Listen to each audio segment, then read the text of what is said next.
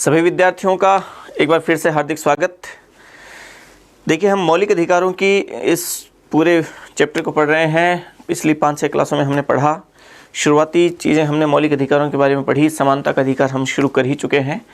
Article 14 हमने पढ़ लिया है, आर्टिकल 15 हमने पढ़ लिया है। आर्टिकल 16 को हम शुरू करते हैं। समानता के अधिकार में हमने आर्टिकल 14, 15, 16, 17, 18 उसके एक चार्ट के माध्यम से थोड़ा सा समझा था। अब हम उसको प्रत्येक आर्टिकल में कैसे कैसे क्या क्या चीज़ें लिखी गई है, क्या क्या प्रावधान और उसकी व्याख्या और विश्लेषण कैसे कैसे क्या है, कैसे हम उस पूरे के पूरे आर्टिकल को, पूरे के पूरे अधिकार को अच्छे तरीके से हमें समझना चाहिए, वो हम सारा खोल के हम उसको पढ़ रहे हैं। आर्टिकल 16 आज हम शुरू करते हैं। तो हेडिंग डाल लीजिए अनुच्छेद 16। अनुच्छेद 16 के बारे में आपको आर्टिकल तो याद हो गया होगा, जैसा कि हमने पहले समानता के अधिकार में 15, 14, 15, 16, 17, 18 हमने लिखे थे। आर्टिकल 16 क्या कहता है? लोक नियोजन एवं नियुक्तियों में अवसर की समता। इसका जो मूल बिंदु जो हम कह सकते हैं, इसका हेडिंग। वैसे इसमें बहुत सारी क्लॉजेज हैं, 6 क्लॉजेज हैं, वो 6 क्लॉजेज हम पढ़ेंगे आगे। लेकिन पहले देखें आर्टिकल 16 का मूल मुद्दा क्या है, मूल उसका बिंदु क्या है। वह है लोक नियोजन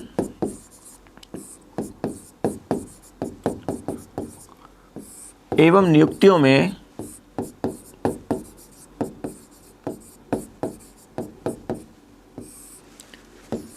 अवसर की समता।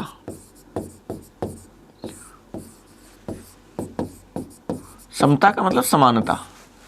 अवसर की समता इसमें दी गई।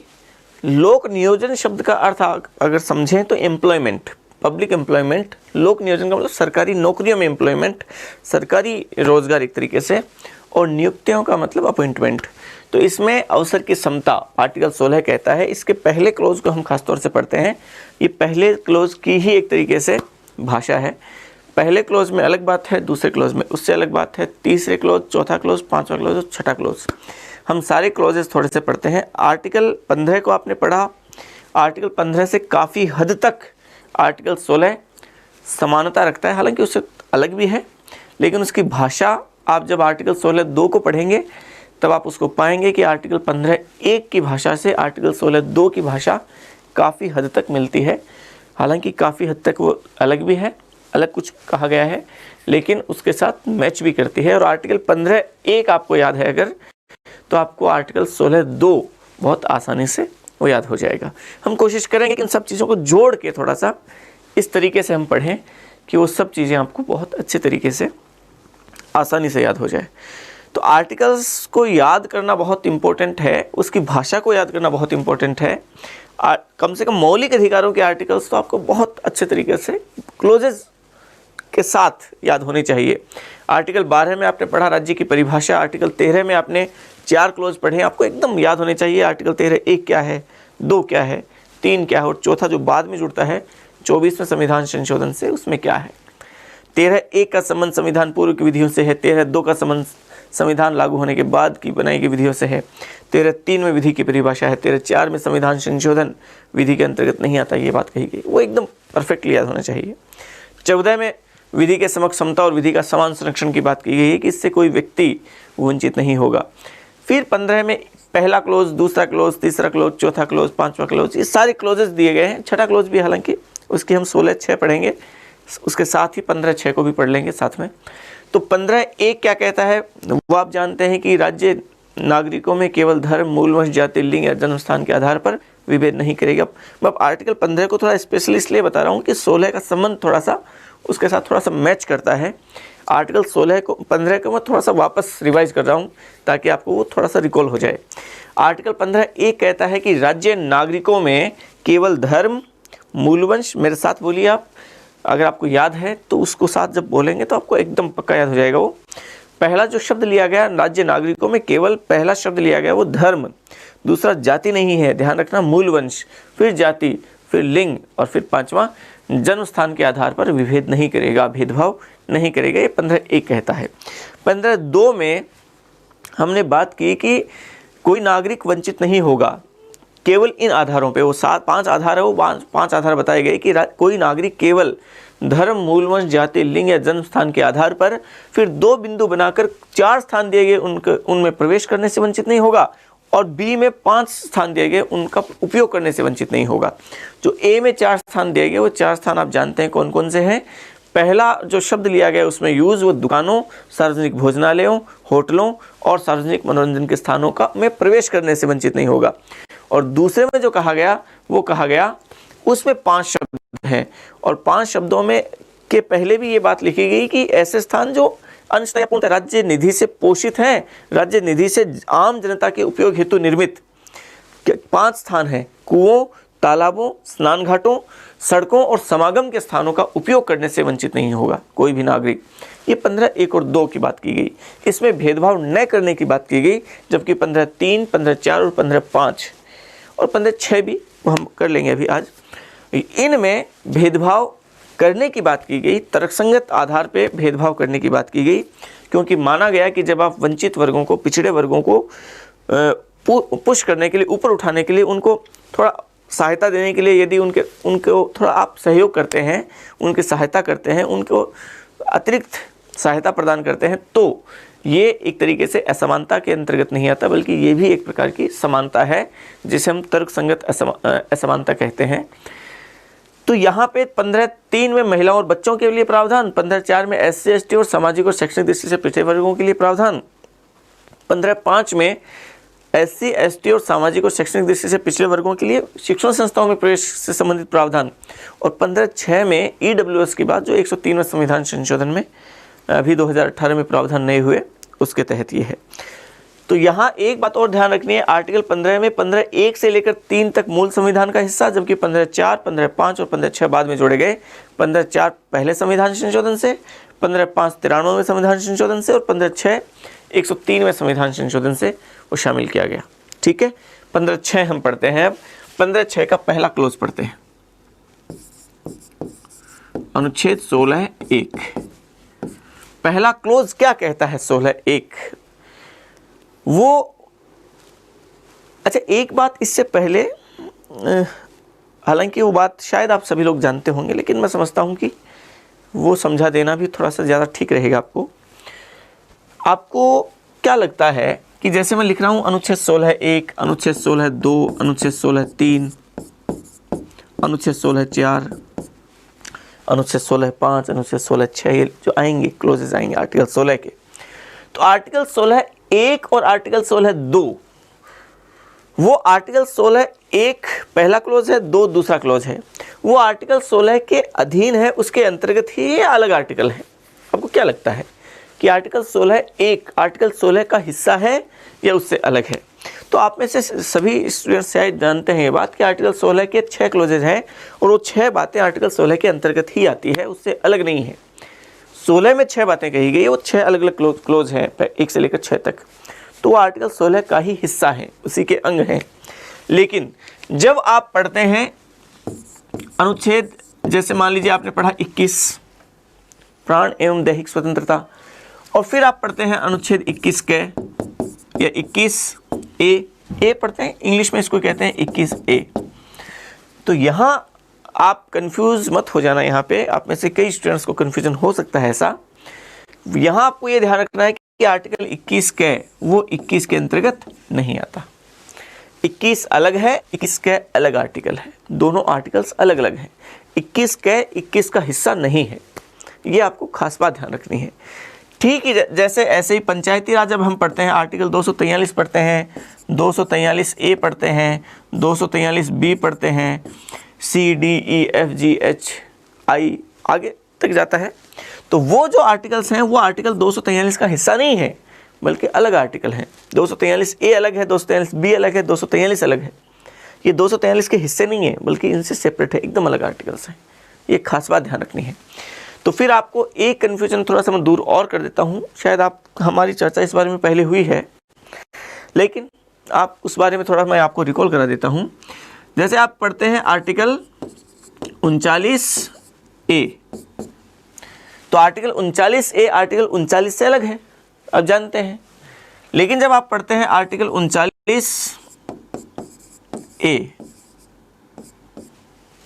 ये पढ़ते हैं, तब आप कंफ्यूज हो जाते हैं कि एक आप पढ़ते हैं आर्टिकल 39, एक आप पढ़ते हैं आर्टिकल 39A, एक आप पढ़ते हैं 39A, तीनों का मामला क्या है।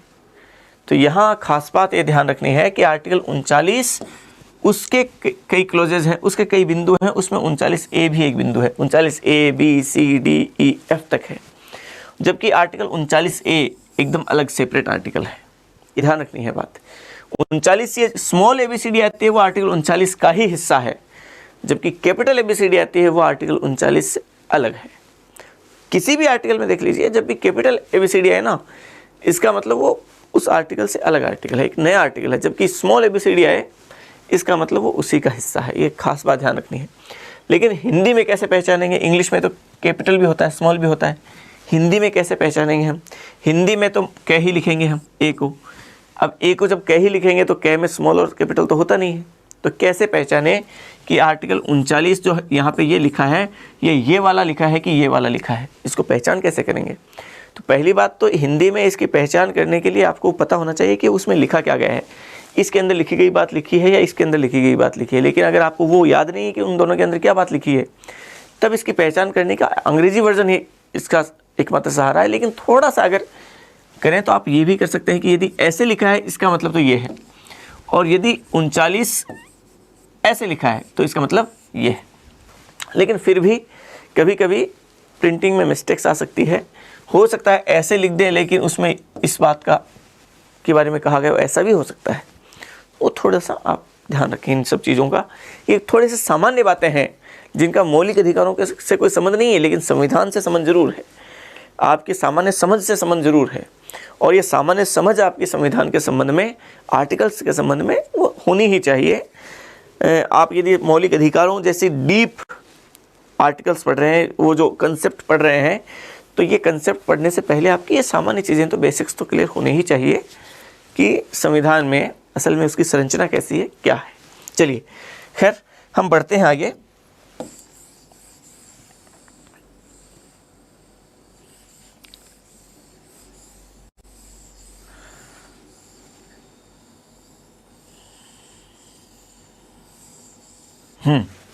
समझिए आगे। आर्टिकल 16 क्या कहता है? शुरुआती कुछ कक्षाओं में शायद हो सकता है आपको थोड़ी सी दिक्कतें हुई होंगी, शायद मैं उतना समझाने में सफल नहीं रहा हूँगा जितना मुझे समझाना चाहिए था, और शायद आप लोग भी उतना समझने में सफल नहीं हुए होंगे, सक्षम नहीं हुए होंगे जितना आपको समझना चाहिए था। लेकिन आपकी तरफ से कोई गलती नहीं थी। वो ये यूँ समझिए कि जब आप किसी नए फील्ड में आते हैं, किसी नए प्लेटफॉर्म पे आते हैं, तो कुछ नई चीज़ें आती हैं जिनकी वजह से आप अपने उस दायरे से जब बाहर निकल के नए क्षेत्र में एक्सपेरिमेंट करते हैं तो वहाँ कुछ दिक्कतें तो आती हैं, लेकिन धीरे धीरे आप उसमें हैबिचुअल होते चले जाते हैं और फिर वो सब चीज़ें एकदम उस रूटीन में ढल जाती हैं। तो शुरुआत में वो जो ऑनलाइन क्लासेस हैं उनमें जो दिक्कत आई वो एक्सेप्ट कर रहा हूँ कि वो मेरी तरफ से मान लीजिए आप, क्योंकि ऑनलाइन क्लासेस में शुरुआती स्तर पे क्लासेस लेना वो थोड़ा सा अलग मामला था, तो वहाँ पे थोड़ा सा हेजिटेशन समझ लीजिए, एक नई अलग तरीके के फीलिंग्स समझ लीजिए, तो उन सब की वजह से वो भाव नहीं आ पाते जो भाव किसी भी कक्षा में आने चाहिए। और किसी खासतौर से ऑफलाइन क्लासेस में तो वो भाव आ जाते हैं, लेकिन ऑनलाइन क्लासेस में वो भाव आना थोड़ा सा मुश्किल रहता है।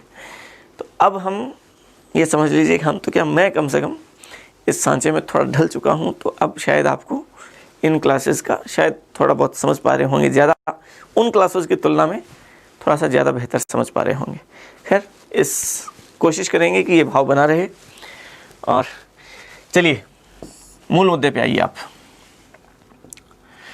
ऑनलाइन क्लासेस की एक ख़ास बात ये होती है कि आप अपने मन की बात नहीं कर सकते। सामने जब स्टूडेंट्स बैठे रहते हैं तो आप आराम से उनसे कनेक्ट होके आप उनसे बातचीत कर सकते हैं, उससे दोनों तरफ रिलीफ मिलता है। टीचर को भी थोड़ा सा एक नई एनर्जी मिलती है, पढ़ने वालों को भी थोड़ा सा रिलैक्स मूड फील होता है कि हाँ ठीक है, 15-20 मिनट आधे घंटे पढ़ लिए, बीच में 2 मिनट की बात होगी तो वापस आप में एक अलग तरीके की एनर्जी आ जाती है, और आप अगले आधे घंटे तक फिर और झेल पाने के लिए वो थोड़ा सा समर्थ हो जाते हैं, वापस आपको वो एक बूस्ट हो जाते हैं। यहाँ पे थोड़ी सी दिक्कत है, लेकिन आपको इससे घबराना नहीं है, हम इन सब चीज़ों को थोड़ा मैनेज करेंगे। देखिए 16(1) आर्टिकल 16(1) कहता है कि राज्य के अधीन नियोजन, किसी भी पद के लिए कोई नियोजन या नियुक्तियां, उसमें उसके संबंध में प्रत्येक नागरिक, सभी नागरिक वो क्या होंगे, उन्हें अवसर की समता प्राप्त होगी। ये आर्टिकल 16(1) कहता है। दोनों शब्द लिखे गए हैं, नियोजन भी और नियुक्तियां भी। तो इसके संबंध में कि आर्टिकल 16(1) क्या कहता है कि राज्य के अधीन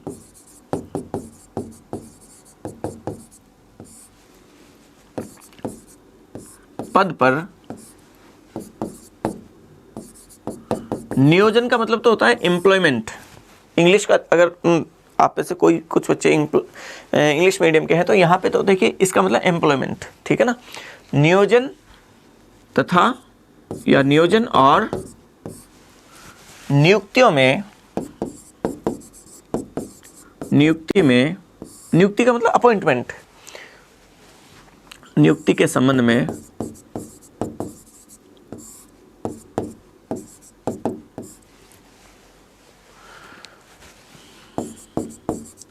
सभी नागरिकों को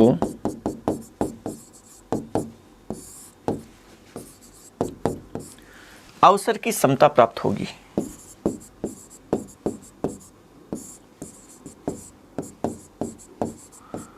अवसर की समता प्राप्त होगी।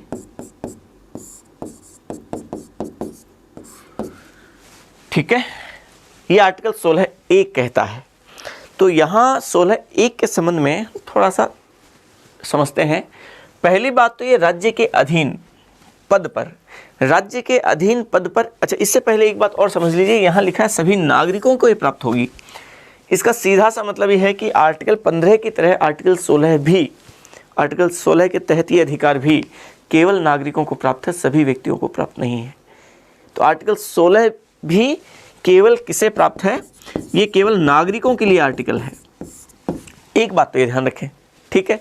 दूसरी बात यह है कि ये पदों पर नियोजन और नियुक्तियां, एम्प्लॉयमेंट और अपॉइंटमेंट, इन दोनों पर अवसर की समता प्राप्त होगी सभी नागरिकों को। लेकिन कौन से पदों पर, ये खास बात ध्यान रखनी है, ऐसे पद जो राज्य के अधीन हैं, ये खास बात ध्यान रखनी है, राज्य के अधीन पदों पर हैं। तो राज्य के अधीन पदों का मतलब यह है कि ऐसे पद जो राज्य के अधीन नहीं हैं, वहां पर नागरिकों को अवसर की समता प्रदान करने का अधिकार संविधान नहीं देता है। वहां पर जरूरी नहीं कि प्रत्येक व्यक्ति को अवसर की समता मिले। इसका मतलब जो राज्य के अधीन नहीं है, मतलब जो गैर सरकारी संस्थाएं हैं, जो निजी संस्थाएं हैं, उन निजी संस्थाओं में पदों पर नियुक्तियां और नियोजन, इन दोनों में ही अवसर की समता प्राप्त करने का दावा कोई नागरिक नहीं कर सकता, क्योंकि वो आर्टिकल 16 के दायरे में नहीं आता है। आर्टिकल 16(1) के दायरे में केवल वो सेवाएं आती हैं, अधीन पद है, केवल उन पर नियुक्ति और नियोजन के मामले वो आर्टिकल 16(1) के दायरे में आते हैं। तो ये दो बातें तो खास तौर से आप विशेष तौर पे ध्यान रखें कि ये अवसर की समता उन पदों पे है जो राज्य के अधीन है। तो आप लिखें इसमें, पहले आप इसको वीडियो को पॉज करके इसे लिखें, उसके बाद हम आगे लिखते हैं। हाँ ठीक है, लिखें इसमें एक लाइन छोड़, इसकी व्याख्या के रूप में एक तरीके से लिख रहे हैं तो हम लिखें आप, यह अधिकार केवल नागरिकों को प्राप्त है, विदेशियों को नहीं। यह अधिकार, देखिए हमने अब तक 3 अधिकार पढ़े हैं, 14, 15 और 16। इनमें से 15 और 16 दोनों नागरिकों को प्राप्त है, केवल विदेशियों को नहीं है। जबकि आर्टिकल 14 नागरिकों को भी प्राप्त है और विदेशियों को भी प्राप्त है। तो यह अधिकार केवल नागरिकों को प्राप्त है, विदेशियों को नहीं। केवल नागरिकों को प्राप्त है, विदेशियों को नहीं, विदेशियों को नहीं। फिर दूसरा लिखें,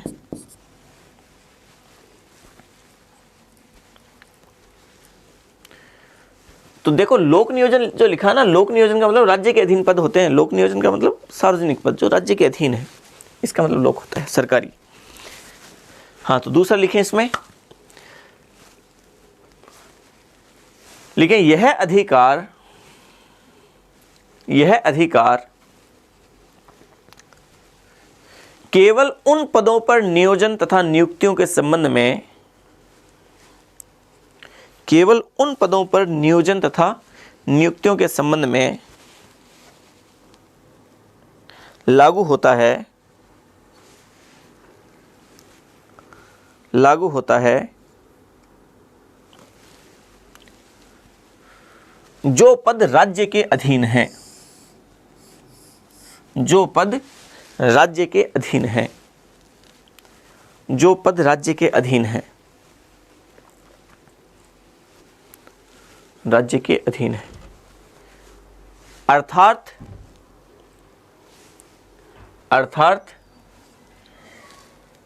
गैर सरकारी तथा निजी संस्थाओं, गैर सरकारी तथा निजी संस्थाओं, गैर सरकारी तथा निजी संस्थाओं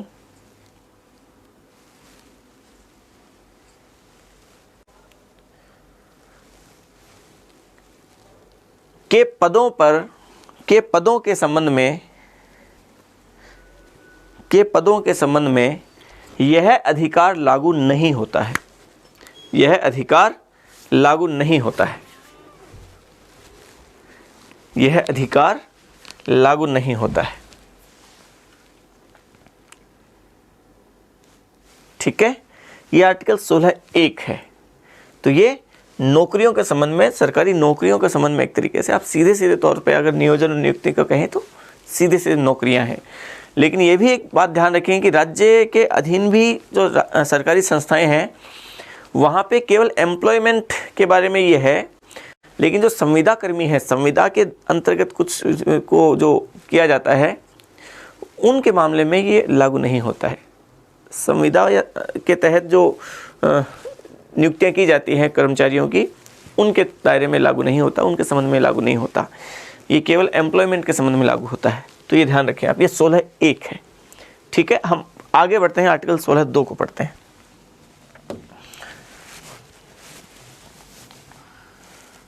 अनुच्छेद 16(2) और अनुच्छेद 16(2) की भाषा जब आप पढ़ेंगे तब आप पाएंगे कि आर्टिकल 16(2) वो ठीक आर्टिकल 15(1) की बात से थोड़ा थोड़ा मैच करता है। काफ़ी हद तक आप अगर 15(1) आपको याद है तो 16(2) बहुत आसानी से आपको याद रह जाएगा। तो आर्टिकल 16(2) को या 15(2) के साथ भी उसको मैच कर सकते हैं आप। देखिए आर्टिकल 16(2) क्या कहता है कि कोई नागरिक केवल धर्म, मूलवंश, जाति, लिंग, उद्भव, निवास अथवा जन्म स्थान के आधार पर राज्य के अधीन पदों पर नियुक्तियों तथा राज्य के अधीन पदों पर नियोजन तथा उन पद के संबंध में अपात्र नहीं होगा तथा उससे इस संबंध में विभेद नहीं किया जाएगा। ये आर्टिकल 16(2) कहता है। पहले मैं 16(2) लिख देता हूँ ताकि आपको इस बारे में थोड़ा सा, जब लिखा हुआ आपके सामने होगा तब आपके लिए ये समझना थोड़ा सा वो ज़्यादा आसान रहेगा। इसमें कहा गया है कि कोई नागरिक, देखिए क्या लिखा गया आर्टिकल 16(2) में, कोई नागरिक, व्यक्ति नहीं है, नागरिक है, केवल, यहाँ भी केवल शब्द है जो आर्टिकल 15(1) में था, धर्म, मूलवंश, क्या अंतर है वो समझना आप, वो आप नोट करना एक बार, देखिए क्या अंतर है, अपने आप नोट करना। धर्म, मूलवंश, जाति, लिंग,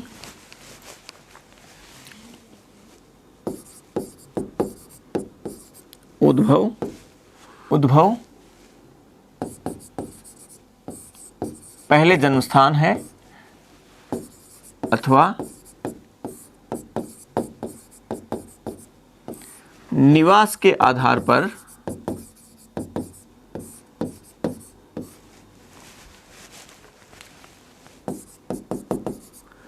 राज्य के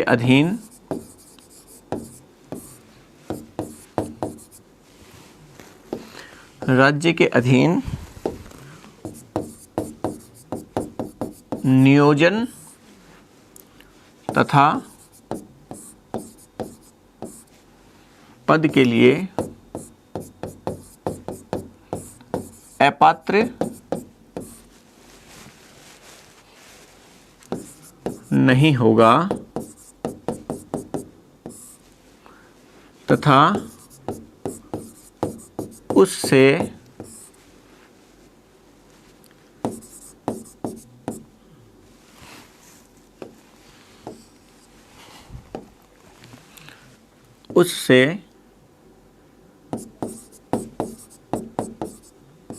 विभेद नहीं किया जाएगा। आर्टिकल 16(2) की भाषा ये है। इसमें क्या है कि कोई नागरिक केवल धर्म, मूलवंश, जाति, लिंग, उद्भव, जन्मस्थान अथवा निवास के आधार पर राज्य के अधीन नियोजन तथा पद के लिए अपात्र नहीं होगा तथा उससे विभेद नहीं किया जाएगा। ये आर्टिकल 16(2) है। आर्टिकल 15(1) को पढ़ें कि कोई राज्य नागरिकों में केवल धर्म, मूलवंश, जाति, लिंग या जन्म स्थान के आधार पर विभेद नहीं करेगा। 5 आधार थे, देखना 16 में का अंतर क्या है।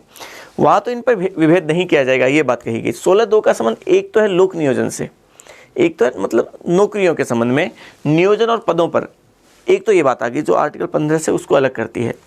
दूसरी बात वो ये है कि आर्टिकल 15(1) में या तथा 15(2) में जहाँ विभेद नहीं किया जाएगा, वो विभेद नहीं करने के 5 आधारों की बात की गई।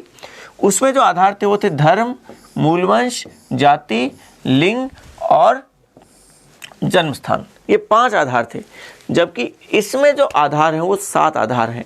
एक ये अलग है और एक ये निवास अलग है। ये 2 आधार और आ गए। तो जहां उसमें 5 आधारों पर विभेद का निषेध किया गया, यहीं इसमें 7 आधारों पर भेदभाव का निषेध किया गया कि इन आधारों पर भेदभाव नहीं किया जाएगा। तो कोई नागरिक केवल धर्म, मूलवंश, जाति, लिंग, उद्भव, जन्मस्थान अथवा निवास के आधार पर ये विभेद नहीं किया जाएगा, अपात्र नहीं होगा, वो लोक नियोजन और पदों के लिए।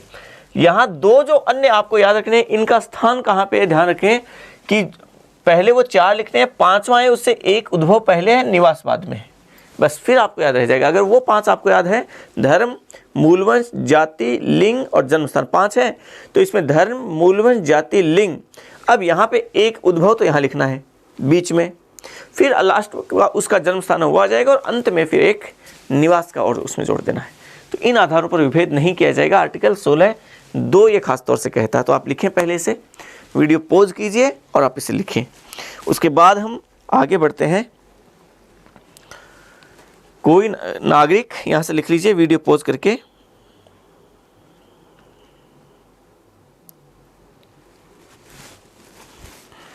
लिखें, आगे लिखें, मैं लिखा देता हूं इसके बारे में 2-3 चीजें लिखें। लेकिन जहां अनुच्छेद 15(1) में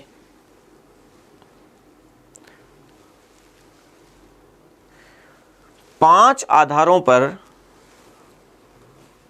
भेदभाव का निषेध किया गया था, भेदभाव का निषेध किया गया है,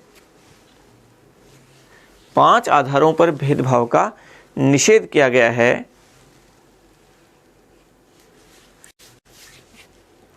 निषेध किया गया है, वहीं अनुच्छेद 16(2) में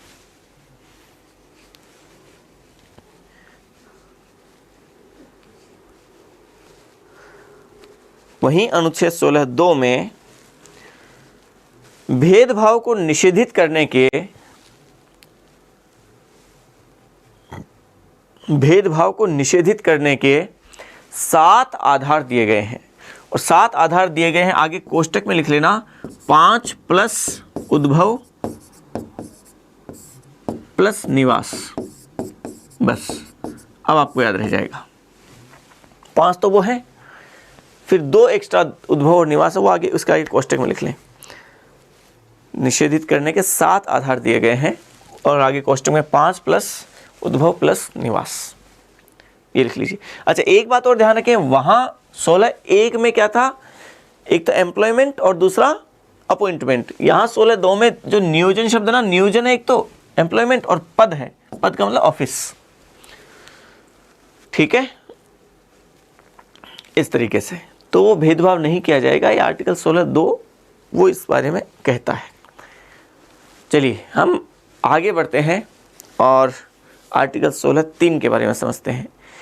तो जिस तरीके से आर्टिकल 15(1) और 2 भेदभाव नहीं करने के बारे में बात करते हैं, ठीक वैसे ही आर्टिकल 16(1) और 16(2) भेदभाव नहीं करने की बात करते हैं।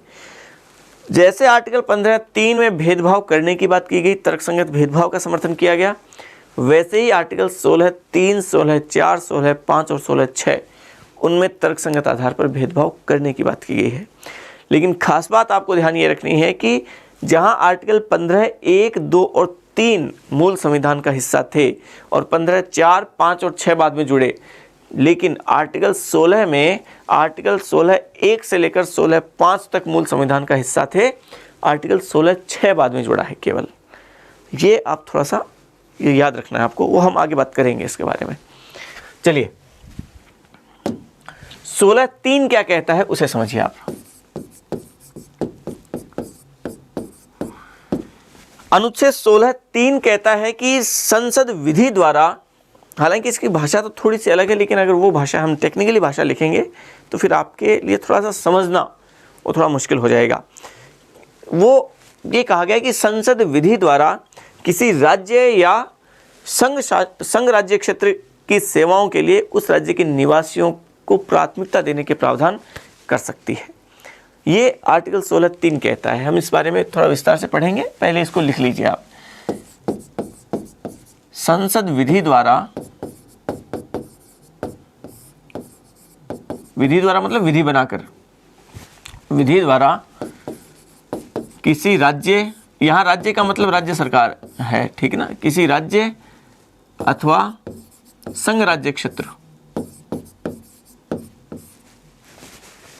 संघ राज्य क्षेत्र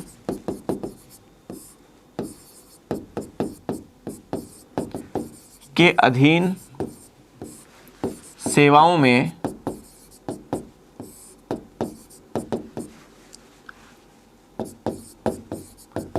निवास के आधार पर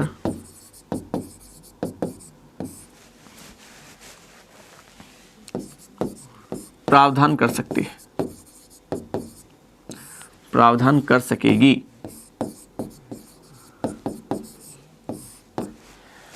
ये आर्टिकल 16(3) है।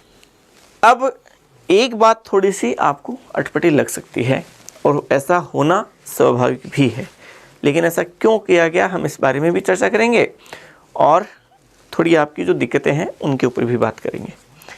आर्टिकल 16(3) को पढ़ने से पहले 16(2) पढ़ें वापस। इसमें कहा गया कि कोई नागरिक इन 7 आधारों पर अपात्र नहीं होगा और उससे विभेद नहीं किया जाएगा। और ये जो 7 आधार बताए गए उनमें एक आधार बताया गया है कि निवास के आधार पर उससे भेदभाव नहीं किया जाएगा, ये कहा गया। तो 16(2) में कहा गया कि निवास के आधार पर भेदभाव नहीं किया जा सकता। स्पष्ट है ये बात। आपके जो मूल दिक्कत है वो अगर आप में से किसी स्टूडेंट्स के दिमाग में ये बात आई है तो ये अच्छी बात है कि आप इस बिंदु को पकड़ पाए, इस बिंदु के बारे में आप सोच पाए, आपके दिमाग में बात क्लिक हुई। ये संकेत करता है कि आप बिल्कुल जाग के पढ़ रहे हैं, आप बिल्कुल सचेत होकर पढ़ रहे हैं। तो जहां आर्टिकल 16(2) में निवास के आधार पर भेदभाव न करने की बात की गई, वहीं आर्टिकल 16(3) वो 16(3) कहता है कि निवास के आधार पर प्रावधान किए जा सकते हैं। और ये किसके द्वारा किए जा सकते हैं, ये सबसे खास बात है, वो किए जा सकते हैं संसद के द्वारा। संसद का नाम लिखा गया, राज्य का नाम नहीं लिखा गया। राज्य ऐसा प्रावधान कर सकता है। अगर ऐसा होता इसका मतलब तो राज्य के दायरे में केंद्र सरकार भी आ जाती, राज्य सरकार भी आ जाती, स्थानीय प्राधिकारी भी आ जाते और अन्य प्राधिकारी भी आ जाते, लेकिन यहाँ संसद का नाम स्पष्ट है। अच्छा, ऐसा क्यों किया गया, पहले आप ये समझेंगे तब आप इन दोनों चीज़ों के बारे में समझ पाएंगे कि असल में टकराव क्यों है।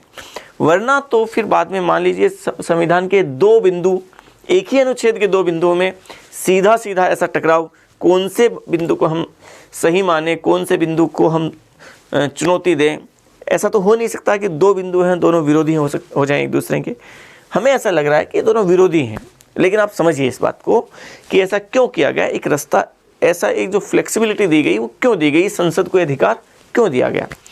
असल में आप जब राज्य के अधीन सेवाओं की बात करते हैं, राज्य सरकार के अधीन सेवाओं की बात करते हैं, तो हमारे देश में अलग अलग राज्यों की स्थितियाँ, वो चाहे भौगोलिक स्थिति हैं, वो चाहे वहाँ की सामाजिक स्थितियाँ हैं, वो चाहे वहाँ की सांस्कृतिक स्थितियाँ हैं, वो सारी शैक्षणिक स्थितियाँ हैं, वो सारी की सारी आर्थिक स्थितियाँ सारी अलग अलग हैं। कुछ राज्य ऐसे हैं जो आर्थिक दृष्टि से, सांस्कृतिक दृष्टि से, चाहे वो अन्य किसी भी क्षेत्र में समझ लीजिए आप, शैक्षणिक दृष्टि से इतने समृद्ध नहीं हैं, इतने आगे नहीं हैं जितने कि बाकी के दूसरे राज्य हैं। तो अगर मान लीजिए कोई राज्य शैक्षणिक दृष्टि से और आर्थिक दृष्टि से पिछड़ा हुआ है, वहाँ के नागरिकों का जीवन स्तर वो उस लेवल का नहीं है बल्कि उनसे थोड़ा सा पिछड़ी स्थिति में है, तो ऐसी स्थिति में ये माना गया कि यदि मान लीजिए हमने सभी लोगों को ये माना कि सेवाओं में अधिकार होंगे, तो ऐसी स्थिति में बाहर के जो दूसरे राज्य के जो निवासी हैं, दूसरे राज्य के जो लोग हैं, वो यदि उस राज्य की सेवाओं में पूरे ही वही भर जाएंगे, यदि वही आ जाएंगे, क्योंकि वो पड़ोसी राज्य है, वो ज़्यादा संपन्न है, वहाँ के लोग ज़्यादा जागरूक हैं बजाय इस राज्य के लोगों के, तो वो उस राज्य की सेवाओं में उनका एक तरीके से ज़्यादा प्रतिनिधित्व हो जाएगा, उस राज्य की सेवाओं में एक तरीके से उन्हीं का प्रभुत्व हो जाएगा, जो कि उस राज्य के विकास की दिशा में कोई ज़्यादा बेहतर संकेत नहीं है। ज़्यादा अच्छा ये हो कि उसी राज्य के निवासियों को हम सेवाओं में मौका देके आगे बढ़ने के वो थोड़ा सा मौके ज़्यादा देंगे, तो वो ज़्यादा बेहतर होगा उसी राज्य के निवासियों के आगे बढ़ने की दिशा में। तो ये प्रावधान इसलिए किया गया ताकि किसी राज्य के निवासियों को, ऐसे पिछड़े हुए राज्य के निवासियों को, और वहाँ की सेवाओं में हम अगर इस तरीके से वो थोड़ा एक तरीके का आरक्षण समझ लीजिए, अगर इस तरीके के मौके देंगे तो फिर वो उस राज्य के लिए वो ज़्यादा ठीक है। लेकिन ये प्रावधान, ये पावर दिया गया वो संसद को इसलिए दिया गया कि यदि हम राज्यों को ये पावर दे देंगे, राज्य सरकारों को ये पावर दे देंगे, तो राज्य सरकारें, तो हर राज्य सरकार चाहती है कि उस राज्य की सेवाओं में केवल उसी राज्य के लोग आएँ, तो ऐसे तो फिर सारे राज्य सरकारें बना लेगी। तो इससे एक तरीके से समझिए राष्ट्रीय एकता के लिए ये ठीक बात नहीं है, और एक तरीके से क्षेत्रवाद को ज़्यादा बढ़ावा मिलेगा। तो ये राज्य सरकारों को ये पावर ना दिए जाएं, ये तय करेगी केवल संसद, और संसद चूँकि पूरे देश का प्रतिनिधित्व करती है, तो यदि उसके द्वारा ऐसा फैसला किया जाएगा जिसमें सभी राज्यों के से प्रतिनिधि चुन के वहाँ गए हैं, और उसके द्वारा यदि फैसला किया जा रहा है, तो ये किसी राज्य विशेष के फेवर में ऐसा नहीं होगा, बल्कि वास्तव में आवश्यकता के होने पर ही ऐसा किया जाएगा। तो इसलिए ये अधिकार, ये जो शक्ति दी गई वो संसद को देगी कि संसद ऐसा वो कर सकती है, किसी राज्य में निवास के आधार पर प्राथमिकता का निर्धारण वो सेवाओं में कर सकती है। और असल में संसद ने एक बार ऐसा किया भी, 1957 में संसद ने एक विधि बनाई, और विधि बनाकर कुछ राज्यों के लिए कानून बनाया, और उन राज्यों में एक तो था हिमाचल प्रदेश। हिमाचल प्रदेश में रहने वाले लोगों के लिए, ये उस समय संघ शासित क्षेत्र था, राज्य नहीं था हिमाचल प्रदेश, उस समय संघ राज्य क्षेत्र था। फिर एक उस समय बनाया गया त्रिपुरा के लिए, एक बनाया गया मणिपुर के लिए, और एक बनाया गया आंध्र प्रदेश, पूरे आंध्र प्रदेश के लिए नहीं, बल्कि आंध्र प्रदेश के केवल तेलंगाना वाले क्षेत्र के लिए। आज का जो तेलंगाना है, उस समय 2014 के बाद अलग राज्य बना तेलंगाना, तो पहले आंध्र प्रदेश का ही हिस्सा था। तो तेलंगाना का क्षेत्र था पिछड़ा हुआ क्षेत्र, तो उस क्षेत्र के लिए स्पेशली आंध्र प्रदेश के एक पार्ट के लिए ऐसा किया गया। ये तीनों ही उस समय केंद्र शासित प्रदेश थे, ये राज्य था ही। तो यहाँ के लिए निवास के आधार पर वहाँ की सेवाओं में और प्राथमिकता का निर्धारण किया गया, प्रावधान किए गए, संसद ने कानून बनाया। शुरुआत में ये कानून केवल 5 वर्ष के लिए बनाया गया था, लेकिन इसे आगे बढ़ाया जाता रहा, और फिर बाद में 1974 में जाके इस कानून को क्या कर दिया, समाप्त कर दिया। तो उसके बाद में ऐसा कोई कानून नहीं बना जिसमें संसद ने किसी राज्य की सेवाओं में निवास के आधार पर प्राथमिकता दी हो। ये कानून एक बना था। लिखें आप, पहले आर्टिकल 16(3) की भाषा लिख लीजिए वीडियो पॉज करके, उसके बाद हम आगे बढ़ते हैं। लिखें, आगे लिखें व्याख्या के रूप में, जहां आर्टिकल 16(2) में निवास के आधार पर विभेद का निषेध किया गया है, निवास के आधार पर विभेद का निषेध किया गया है, विभेद का निषेध किया गया है, वहीं आर्टिकल 16(3) में वहीं आर्टिकल 16(3) में निवास के आधार पर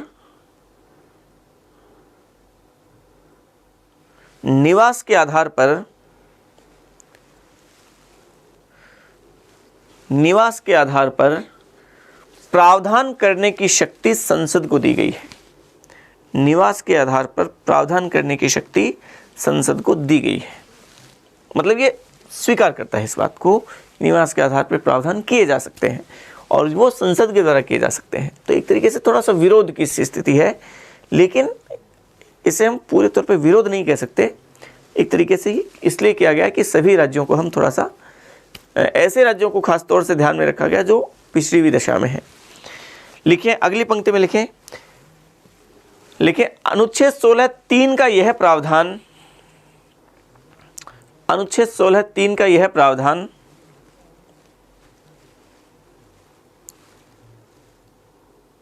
अनुच्छेद 16(3) का यह प्रावधान उन पिछड़े हुए राज्यों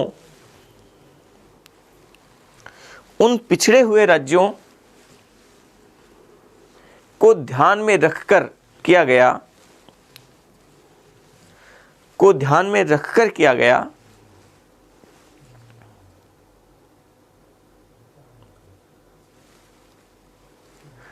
जहां के निवासी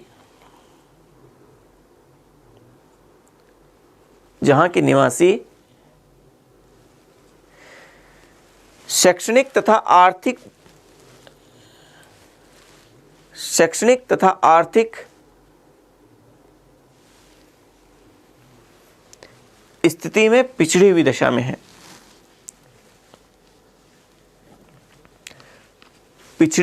में है,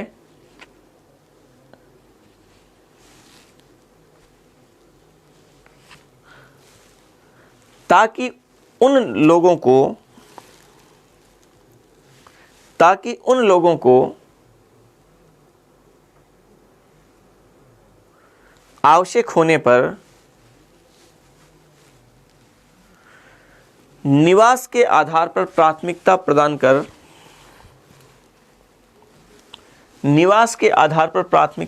कर सेवाओं में अधिक मौके दिए जा सके, सेवाओं में अधिक अवसर दिए जा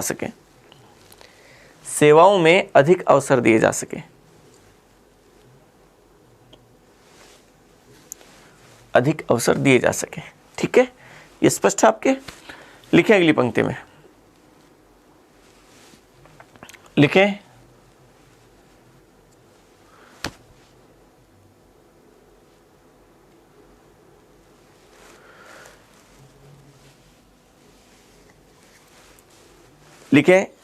निवास के आधार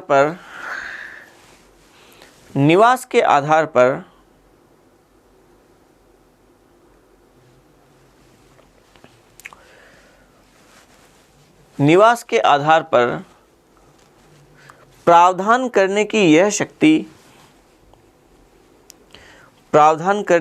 शक्ति केवल संसद को प्राप्त है, राज्य विधानमंडलों को नहीं। केवल संसद को प्राप्त है, राज्य विधानमंडलों को नहीं।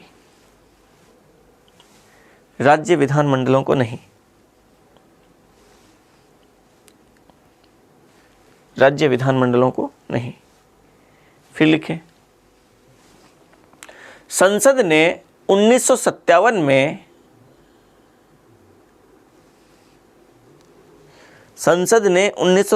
में इसके तहत विधि बनाकर हिमाचल प्रदेश,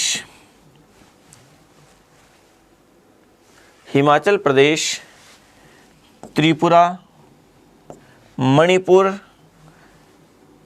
तथा आंध्र प्रदेश के तेलंगाना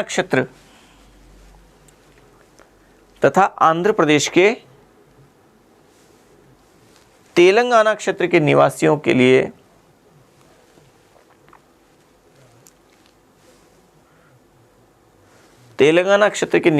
लिए सेवाओं में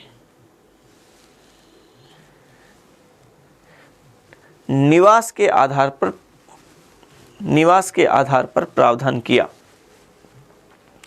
निवास के आधार पर प्रावधान किया।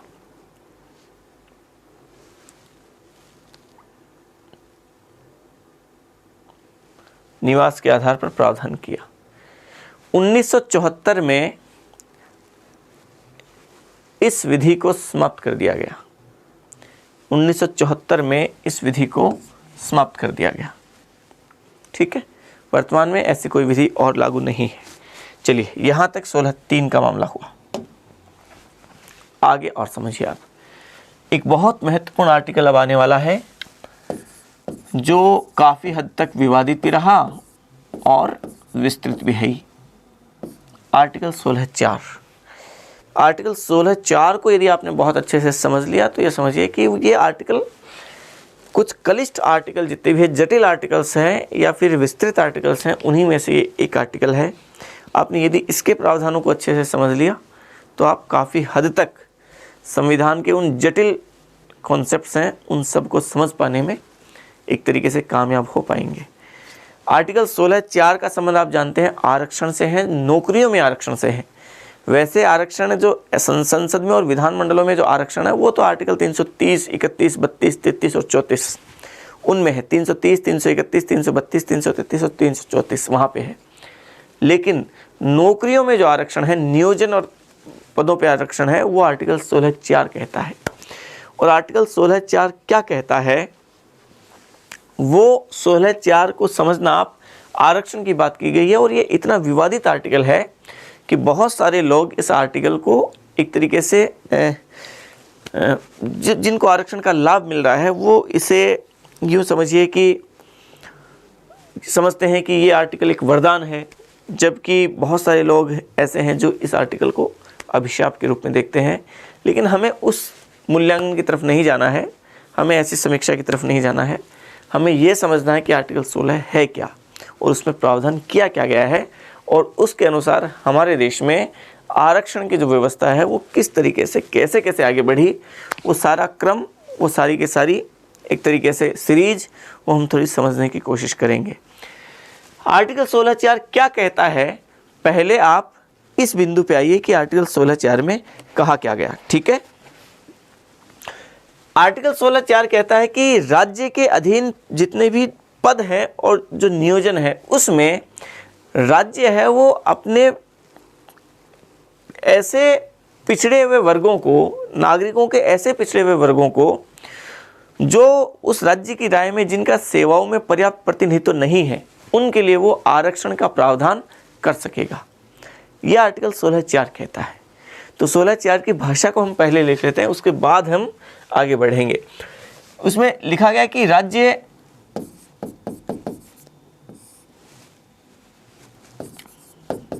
के अधीन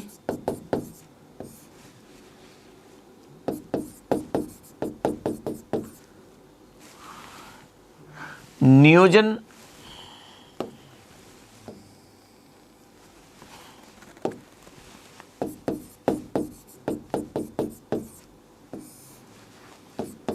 एवं नियुक्ति में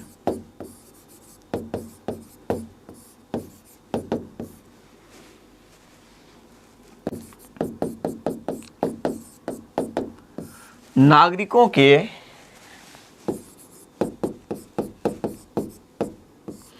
ऐसे पिछड़े वर्गों को के लिए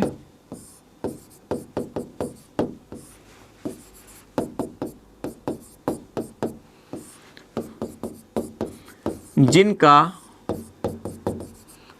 राज्य की राय में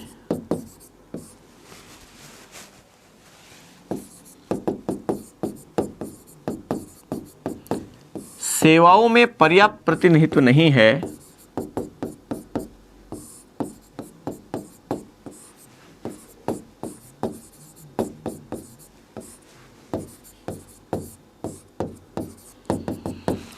सेवाओं में पर्याप्त प्रतिनिधित्व नहीं है,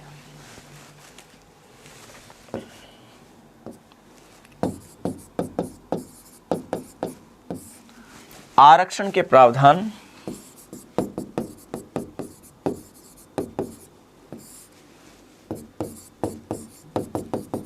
किए जा सकेंगे। राज्य ऐसा कर सकेगा। तो वो आर्टिकल 16(4) कहता है। और ये सेवाओं में, नियुक्तियों पे और नियोजन में, वो राज्य के अधीन जितने नियोजन और नियुक्तियां हैं उसमें ऐसे प्रावधान किए जा सकते हैं, आरक्षण के प्रावधान किए जा सकते हैं। तो आरक्षण का मुद्दा आर्टिकल 16(4) का मुद्दा है। इस आर्टिकल 16(4) को थोड़ा सा अगर हम खुल के समझें तब आप समझ पाएंगे कि आर्टिकल 16(4) किसके आरक्षण की बात कर रहा है, ये किसको आरक्षण दे रहा है। तो किसको आरक्षण दे रहा है, इसमें एक बात तो आपके स्पष्ट होगी कि ये पिछड़े वर्गों के आरक्षण की बात कर रहा है। मतलब ये कि ये कहता है कि असल में आरक्षण उन वर्गों को प्राप्त होना चाहिए जो कि पिछड़े हुए हैं।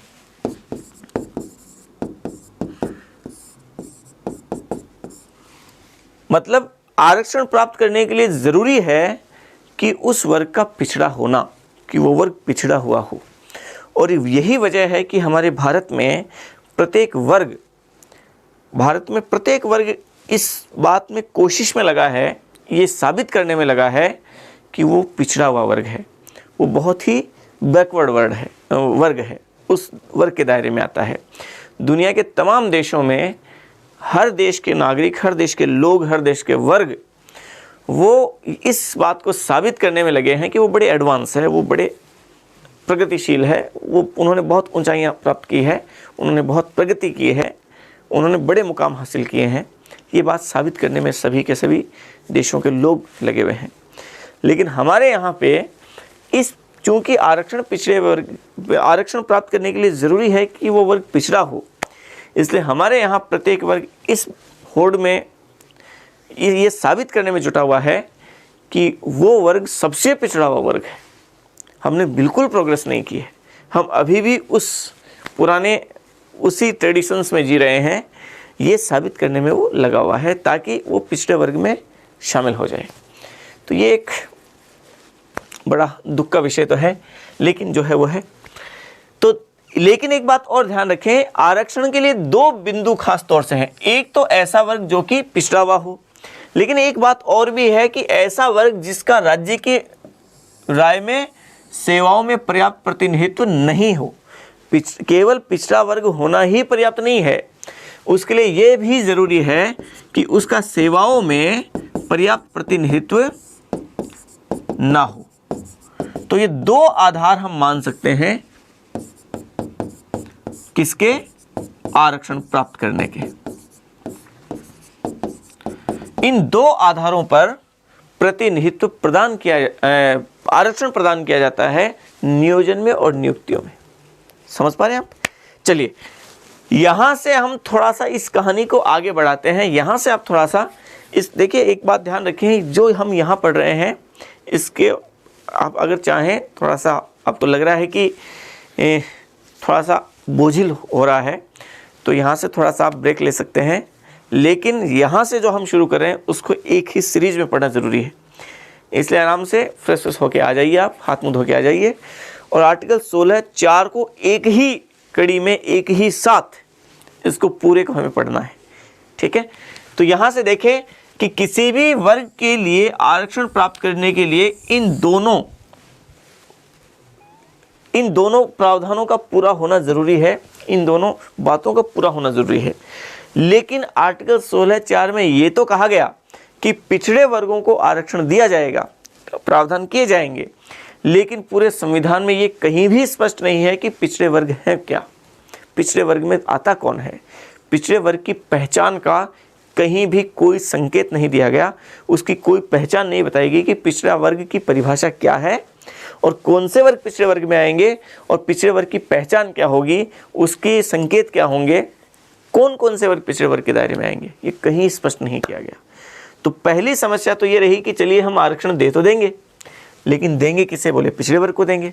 तो ये पिछड़े वर्ग कौन है, इसके अंतर्गत हम किन्हें लें।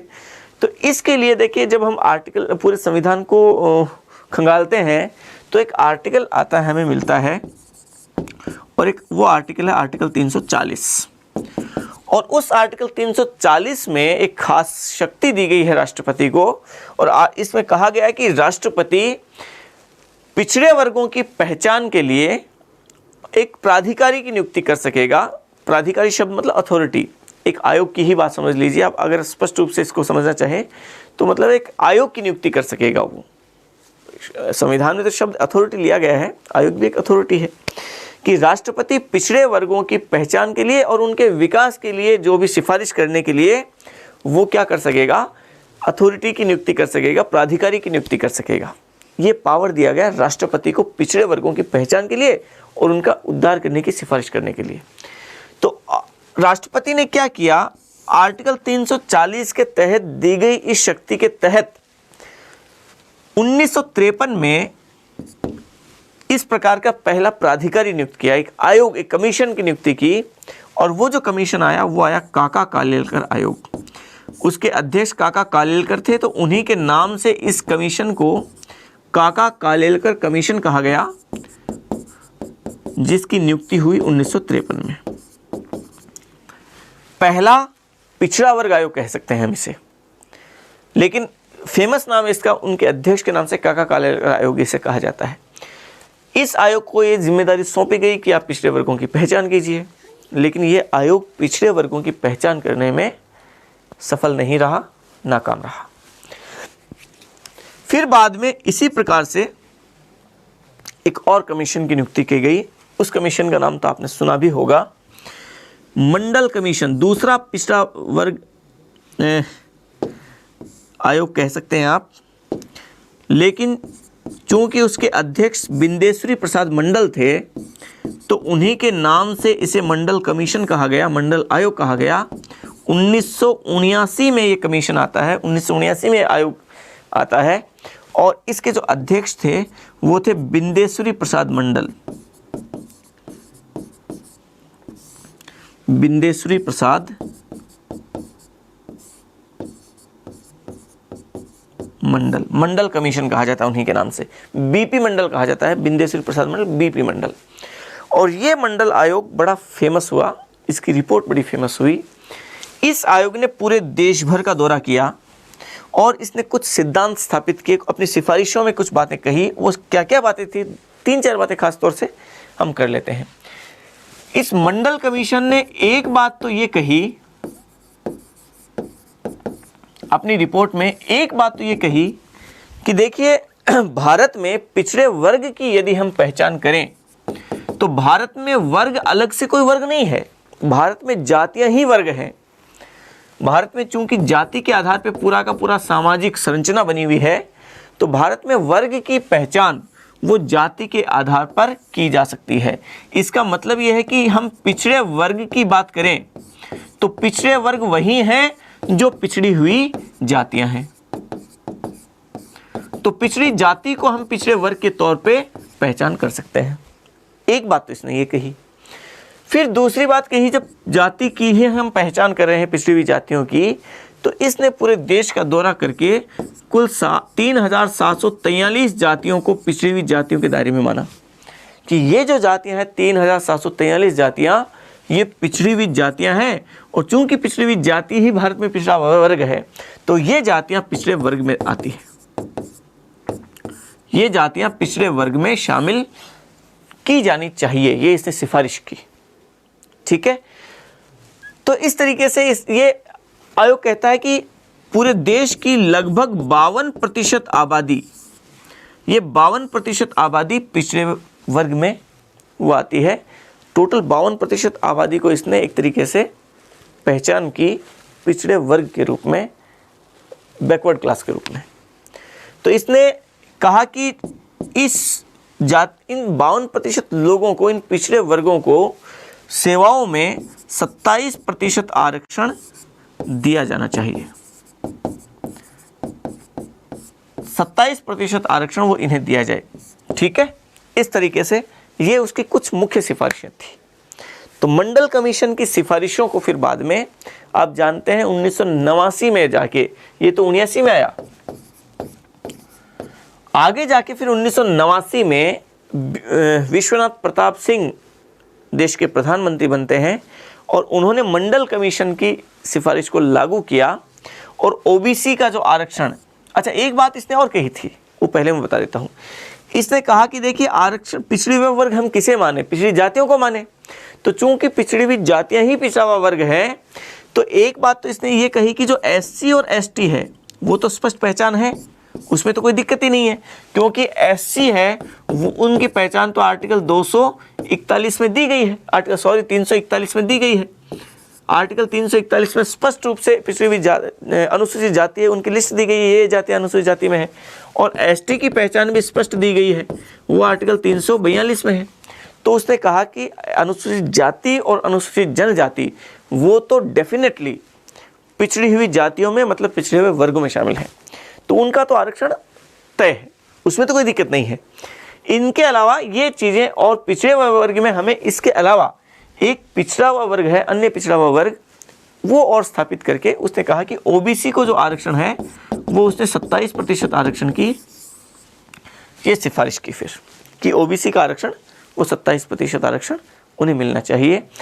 तो फिर बाद में आगे जाके ओबीसी का आरक्षण 27% की बात कर रहे हैं हम, आगे जाके फिर विश्वनाथ प्रताप सिंह 1989 में जब उन्होंने मंडल कमीशन की रिपोर्ट को लागू किया, तो उसने क्या किया कि ओबीसी का जो आरक्षण था वो पहले 21% था, इस 21% आरक्षण को बढ़ाकर 27% कर दिया।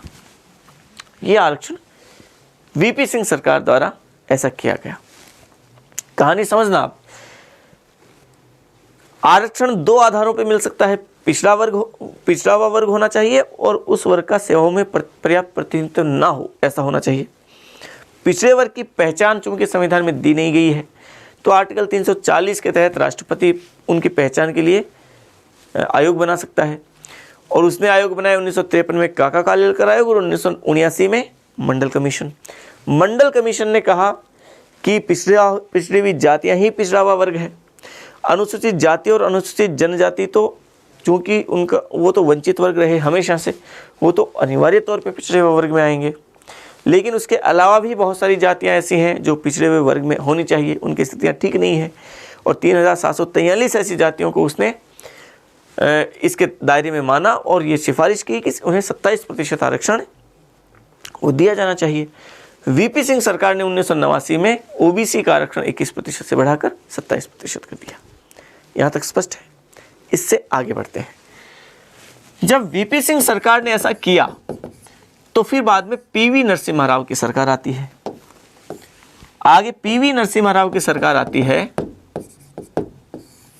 और पीवी नरसिम्हा राव की सरकार ने क्या किया कि सवर्ण जो वर्ग है, आर्थिक दृष्टि से कमजोर जो वर्ग है, सवर्ण वर्ग, सामान्य वर्ग, जनरल का जो वर्ग है, वो आर्थिक दृष्टि से उन्हें आरक्षण दिया, और आर्थिक दृष्टि से कमजोर सवर्ण वर्गों को 10% आरक्षण का प्रावधान वो किसने कर दिया? वो पीवी नरसिम्हा राव सरकार ने वो कर दिया। ठीक है, जब इसने ऐसा किया, इस सरकार ने ऐसा किया, तो इसको ले गए कोर्ट में, चुनौती दी गई। तो फिर एक केस आता है जो बहुत फेमस केस है, और वो केस है इंदिरा साहनीवाद। इंदिरा साहनीवाद, शायद आपने नाम सुना होगा इस केस का, 1992। इस केस को मंडल केस भी कहा जाता है, मंडलवाद भी कहा जाता है, या मंडल केस भी कहा जाता है, क्योंकि मंडल कमीशन की रिपोर्ट पर ही एक तरीके से ये बेस था इसका, और उसी की बातों के ऊपर ये पूरा का पूरा केस था, तो इसे मंडलवाद भी कहा जाता है। इंदिरा साहनीवाद ये केस आया। इस केस में सुप्रीम कोर्ट ने कुछ बातें कही। क्या क्या बातें कही, खास तौर से समझना। पहली बात तो इसने कही ये बात कि जो 27% आरक्षण ये जो दिया गया ओबीसी को वीपी सिंह सरकार के द्वारा, ये 27% आरक्षण वैध है, बिल्कुल ठीक है, कोई समस्या नहीं है इसमें, बिल्कुल ये ठीक है, इसमें कोई दिक्कत है नहीं। दूसरी बात इसने कही कि जो 10% आरक्षण दिया गया है सवर्णों को, आर्थिक दृष्टि से कमजोर सवर्ण वर्ग को जो 10% आरक्षण दिया गया है, ये 10% आरक्षण ठीक नहीं है, क्योंकि संविधान में आर्थिक दृष्टि से इस आधार पे आरक्षण की बात नहीं की गई है, और ये ठीक नहीं है, अवैध है। तो इसने पीवी नरसिम्हा राव द्वारा किए गए इस प्रावधान को क्या कर दिया? समाप्त कर दिया। ये ठीक नहीं है। इंदिरा साहनीवाद में कोर्ट की बात है। तीसरी बात इसने कही कि चलिए ये तो ठीक है, लेकिन आर्टिकल 16(4) में जो आरक्षण का प्रावधान किया गया है, ये आरक्षण का प्रावधान केवल नियुक्ति के संबंध में ही लागू हो सकता है। केवल नियुक्ति में ही आरक्षण दिया जाएगा, लेकिन पदोन्नति में आरक्षण का कोई प्रावधान नहीं होगा। पदोन्नति में आरक्षण नहीं दिया जाएगा। समझ पा रहे हैं आप? नियुक्ति का मतलब प्रथम नियुक्ति, जब हम नौकरी लगते हैं, और पदोन्नति का मतलब प्रमोशन, नौकरी लगने के बाद जो प्रमोशन मिलता है। तो प्रमोशन में आरक्षण की बात नहीं होगी इसमें, ये मंडलवाद कहता है। इंदिरा साहनी केस में सुप्रीम कोर्ट कहता है कि नियुक्ति में तो आरक्षण मिलेगा, लेकिन पदोन्नति में आरक्षण नहीं मिलेगा।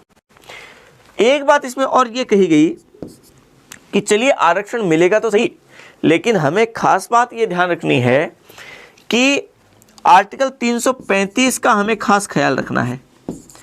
आर्टिकल 16(4) का तो हमें ख्याल रखना है, लेकिन साथ में 335 का भी ख्याल रखना है। और आर्टिकल 335 क्या कहता है? 335 कहता है कि आरक्षण दिए जाते समय हमें इस बात का विशेष ख्याल रखना होगा कि आरक्षित सेवाओं में आरक्षण देने से प्रशासनिक कुशलता किसी भी तरीके से प्रभावित ना हो, प्रशासनिक कुशलता कायम रहे। ऐसा ना हो कि हम इतना ज़्यादा आरक्षण दे दें कि प्रशासनिक ढांचा चरमरा जाए, हम पूरे सिस्टम को संभाल ही ना पाए। तो प्रशासनिक कुशलता बरकरार रहे, ये आर्टिकल 335 कहता है। तो इसने कहा कि चूंकि प्रशासनिक कुशलता बनी रहे, इसलिए हम आरक्षण को एक हद से ज़्यादा नहीं दे सकते, एक सीमा है वहीं तक दे सकते हैं। और वो सीमा जो इसने तय की, वो इस इंदिरा साहनीवाद ने कहा कि अधिकतम जो आरक्षण दिया जा सकता है वो अधिकतम 50% आरक्षण दिया जा सकता है। अधिकतम 50% सीटों पर ही आरक्षण दिया जा सकता है। शेष की 50% सीटें अनारक्षित रहेंगी, ताकि उस अनारक्षित वो जो सीटें रहेंगी उससे प्रशासनिक कुशलता को कम से कम मेंटेन रखा जा सके, उसे बरकरार रखा जा सके। ठीक है। फिर इसने एक निर्णय और भी दिया, और एक निर्णय देते हुए और ये कहा कि चलिए कैरी फॉरवर्ड का सिद्धांत तो लागू हो जाएगा। कैरी फॉरवर्ड का मतलब पिछली, यदि SC ST की या पिछले वर्ग की पहले कोई भी भर्ती निकली हुई थी, उसमें सीटें खाली रहीं, तो उनको हम आगे आने वाली जो भर्ती है उसमें वो सीटें ले आएंगे। हम पिछली खाली सीटें वो उन्हीं की SC ST की है, वो तो ले तो आएंगे, लेकिन फिर भी वो सीटें जो अब की भर्ती में निकली है, पिछली सीटें जुड़ के 50% से ज़्यादा नहीं होनी चाहिए। इसने कहा कि कैरी फॉरवर्ड का सिद्धांत, तो कैरी फॉरवर्ड मतलब पिछली सीटें आगे आ जाना, कैरी फॉरवर्ड का सिद्धांत तो लागू होगा, लेकिन ये सिद्धांत 50% सीटों तक ही तो ठीक है, यहाँ तक तो ठीक है, लेकिन इसके ऊपर ये लागू नहीं होगा। 50% से ज़्यादा नहीं जानी चाहिए सीटें। ठीक है। फिर इसने एक बात और कही, बहुत महत्वपूर्ण बात कही। इंदिरा साहनीवाद में कोर्ट ने कहा कि पिछड़े वर्गों को आरक्षण दिया जाना ज़रूरी है, आरक्षण मिलना भी चाहिए नियुक्ति में, एक बात ठीक है, लेकिन हमें पिछड़े वर्गों को आरक्षण देते समय इस बात का विशेष ख्याल रखना है कि उस आरक्षण का लाभ उस पिछड़े वर्ग में से भी अति पिछड़े वर्ग को मिले। मतलब पिछड़े में से भी पिछड़े की पहचान होना ज़रूरी है, क्योंकि सारे के सारे पिछड़े वर्ग के सारे लोग एक स्थिति में नहीं हैं। उस पिछड़े वर्ग में से भी ऐसे लोगों को आरक्षण का लाभ मिले जो उनमें से भी पिछड़े हुए हैं, उनमें भी बैकवर्ड है। तो पिछड़े में भी पिछड़ा, ये एक नया कॉन्सेप्ट आया कि पिछड़े में से भी पिछड़े की पहचान हो। तो पिछड़े में से भी मतलब अति पिछड़ा, समझ लीजिए आप, पिछड़े में से भी पिछड़े की पहचान के लिए ये इंदिरा साहनीवाद वो कहता है कि पिछड़े में से भी पिछड़े की पहचान हो।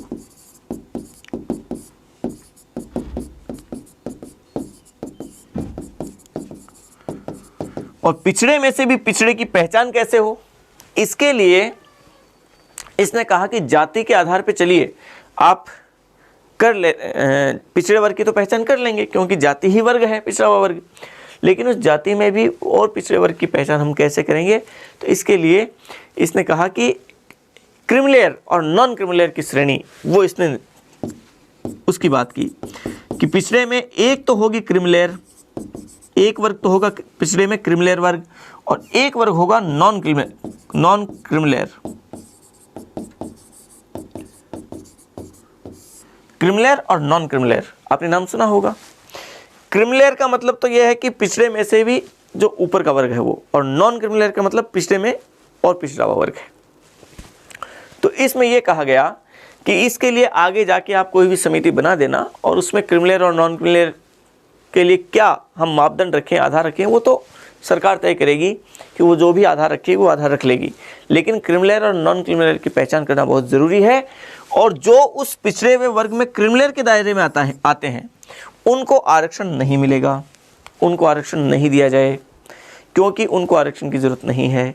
और जो नॉन क्रिमिनल है उन्हें आरक्षण दिया जाए, तो नॉन क्रिमिनल को ही आरक्षण दिया जाएगा। फिर आगे जाके हम बात करेंगे, आगे जाके फिर 1993 में सरकार ने क्रिमिनल और नॉन क्रिमिनल की पहचान के लिए एक समिति का गठन किया। वो समिति थी रामनंदन समिति। उस रामनंदन समिति में कोर्ट ने क्या किया कि सरकार ने रामनंदन समिति का गठन किया और उस रामनंदन समिति ने क्रिमिनल और नॉन क्रिमिनल के लिए मापदंड तय किए। उसके बाद में लगातार अलग अलग समय में उसके लिए और सीमा तय कर दी गई। आर्थिक आधार पर सीमाएं तय की गई कि इससे ज़्यादा यदि वार्षिक आय है तो वो तो क्रिमिनल में आएगा, इससे कम है वो नॉन क्रिमिनल में आएगा। तो पिछड़े में से भी पिछड़े की पहचान वो की गई। और एक बात और इंदिरा साहनीवाद में जो कोर्ट ने कही वो ये कही गई कि असल में पिछड़े वर्गों के लिए एक राष्ट्रीय स्तर का आयोग होना चाहिए, जो संवैधानिक आयोग होना चाहिए।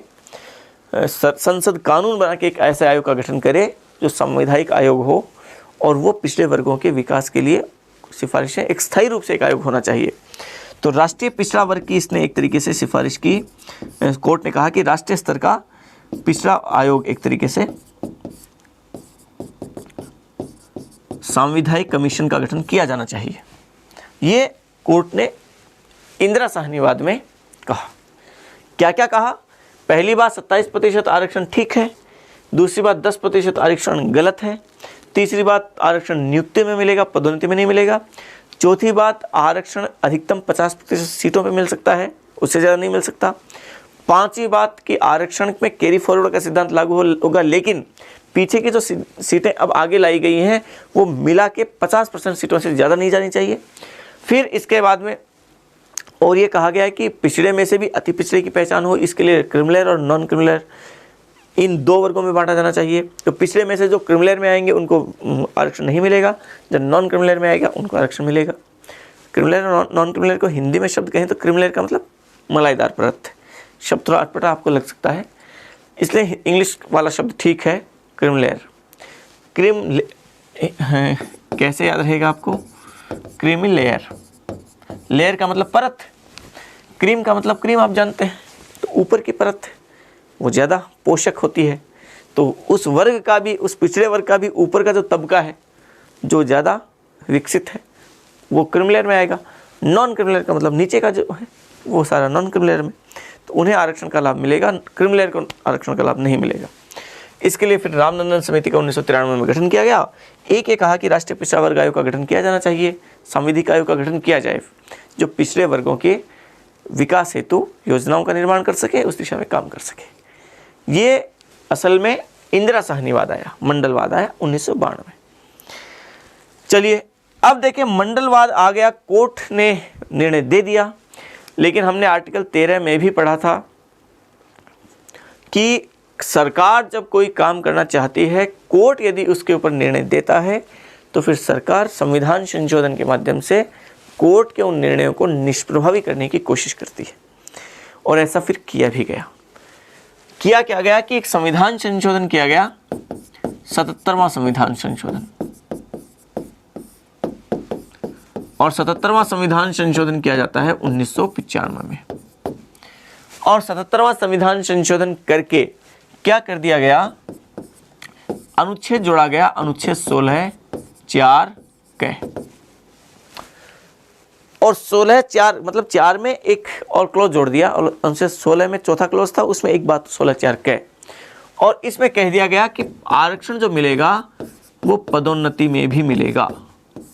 जो उसने कहा था पदोन्नति में आरक्षण नहीं मिलेगा, इंदिरा साहनीवाद में, कोर्ट के उस निर्णय को निष्प्रभावी करने के लिए पदोन्नति में आरक्षण की व्यवस्था संविधान में कर दी गई 16 4 में कि पदोन्नति में आरक्षण मिलेगा। समझ पा रहे हैं आप? अब क्या होता है कि कोर्ट में एक केस और आता है, और वो आता है वीरपाल सिंह वाद। वीरपाल सिंह केस आता है 1995 में। और इस वाद में सुप्रीम कोर्ट ने आर्टिकल 16(4) क को क्या कर दिया, अच्छा 16(4) ये है, ऐसे सही नहीं लिख पाए, इसको ऐसे लिखे आप थोड़ा सा देखें, 16(4) क, इस 16(4) क को क्या कर दिया,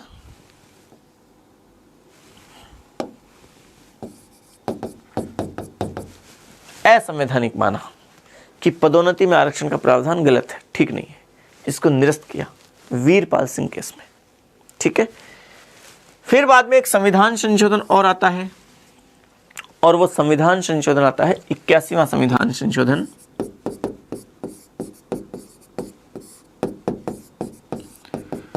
और 81वें संविधान संशोधन 2000 के द्वारा क्या किया गया, एक आर्टिकल जोड़ा गया, अनुच्छेद 16(4) ख, और इसके द्वारा क्या किया गया, जो इंदिरा साहनीवाद में कहा था ना कैरी फॉरवर्ड का सिद्धांत तो लागू होगा, लेकिन पिछली सीटें यदि आगे आई तो वो 50% से ज़्यादा नहीं होनी चाहिए, तो इसने बैकलॉग की व्यवस्था करते हुए उस निर्णय को बदल दिया, उसको निष्प्रभावी कर दिया। ऐसे मतलब पिछली सीटें यदि आगे आएंगी तो अब वो सीटें 50% से ज़्यादा हो सकती हैं, उसमें तो कहा था 50% से ज़्यादा नहीं होंगी, लेकिन इसने कहा यदि वो बैकलॉग की सीटें आती हैं, पिछली सीटें खाली और वो आती हैं, इसमें नहीं जुड़ती हैं, तो वो सीटें 50% से ज़्यादा हो सकती हैं, उसमें कोई दिक्कत नहीं है। तो एक तरीके से इंदिरा साहनीवाद के उस निर्णय को भी निष्प्रभावी किया गया, ये 16(4) ख में 81वां संविधान संशोधन 2000। फिर बाद में एक संविधान संशोधन और किया गया, 82वां संविधान संशोधन,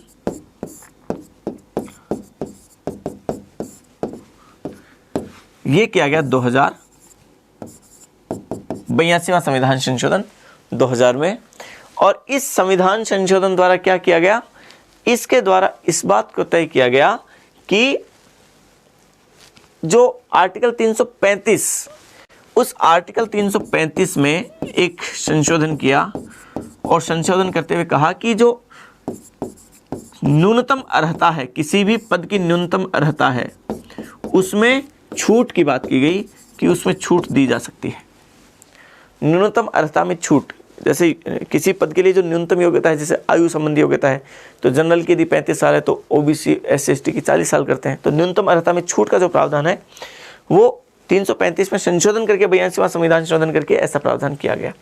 और ऐसे ही फिर संविधान संशोधन एक और किया गया, 85वां संविधान संशोधन 2002। और 85वें संविधान संशोधन द्वारा क्या कर दिया गया कि ये यहाँ पे जो पदोन्नति में आरक्षण का जो इसको वीरपाल सिंह केस में निरस्त किया था, इस वीरपाल सिंह केस के इस निर्णय को निष्प्रभावी किया गया, और यहाँ पे न केवल पदोन्नति में आरक्षण के प्रावधान वापस 16(4) क में किए गए, बल्कि पारिणामिक श्रेष्ठता का सिद्धांत भी लागू किया गया।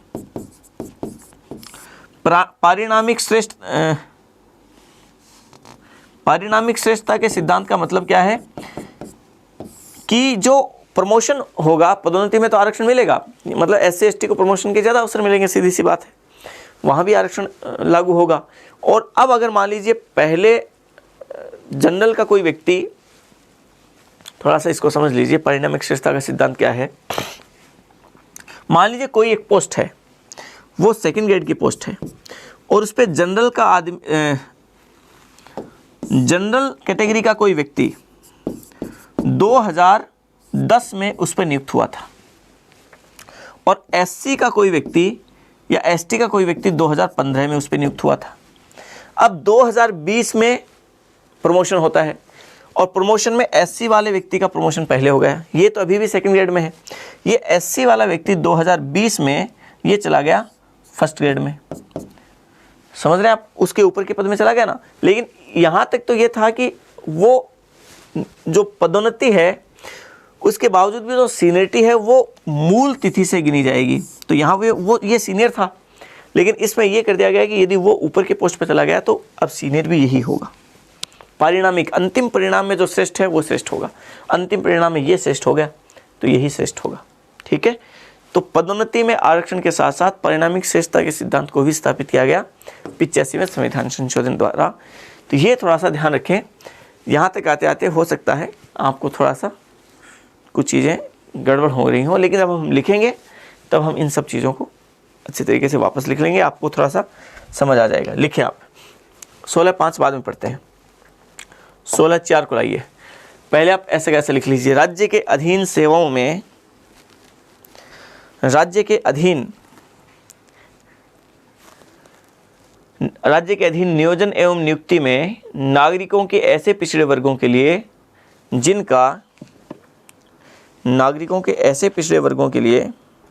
जिनका राज्य की राय में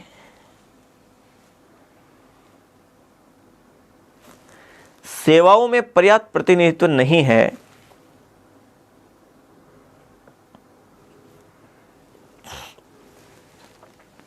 आरक्षण के प्रावधान कर सकेगा, आरक्षण के प्रावधान कर सकेगा, आरक्षण के प्रावधान कर सकेगा। लिखिए आप इसमें, आरक्षण के प्रावधान कर सकेगा, लिखें इसमें, लिखें। इस प्रावधान के अनुसार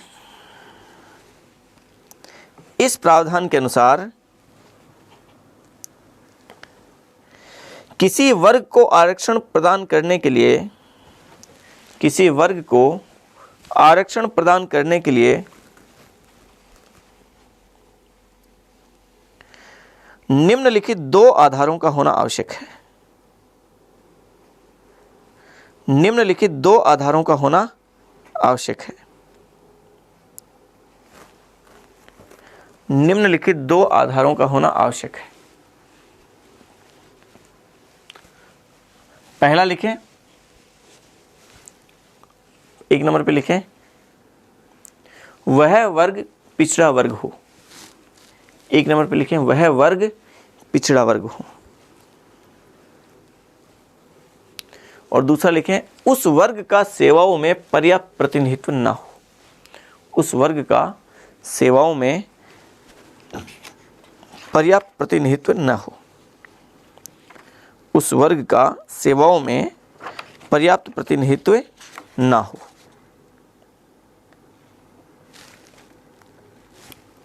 पर्याप्त प्रतिनिधित्व ना हो। ठीक है, लिखें अगली पंक्ति में, लिखें, अनुच्छेद 340 के अनुसार, अनुच्छेद 340 के अनुसार पिछड़े वर्ग के अन्वेषण हेतु, अन्वेषण शब्द लिया गया, अन्वेषण मतलब जांच या अनुसंधान, पिछड़े वर्ग के अन्वेषण हेतु राष्ट्रपति पिछड़े वर्ग के अन्वेषण हेतु राष्ट्रपति प्राधिकारी की नियुक्ति कर सकेगा, प्राधिकारी की नियुक्ति करेगा, प्राधिकारी की नियुक्ति करेगा, प्राधिकारी की नियुक्ति करेगा या प्राधिकारी मतलब आयोग का गठन, प्राधिकारी की नियुक्ति एक ही बात है, प्राधिकारी की नियुक्ति करेगा। लिखें, राष्ट्रपति ने इस उपबंध के तहत, राष्ट्रपति ने इस उपबंध के तहत निम्नलिखित 2 आयोगों का गठन किया, निम्नलिखित 2 आयोगों का गठन किया। दोनों आयोग, पहला लिखें आप, काका कालेलकर आयोग 1953, काका कालेलकर आयोग 1953।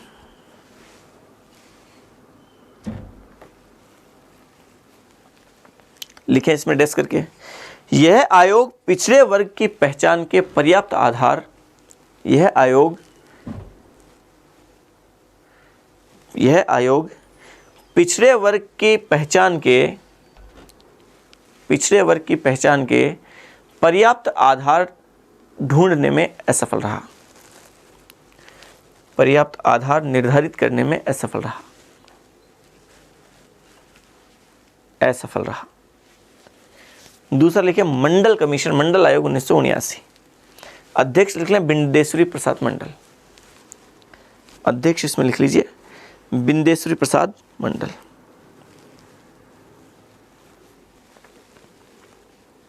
बिंदेश्वरी प्रसाद मंडल। लिखिए अगली पंक्ति में, इस आयोग के अनुसार, इस आयोग की सिफारिश के अनुसार, ये लिख लीजिए, इस आयोग की सिफारिशों के अनुसार, इसने जो सिफारिश की उसकी बात है, सिफारिश के अनुसार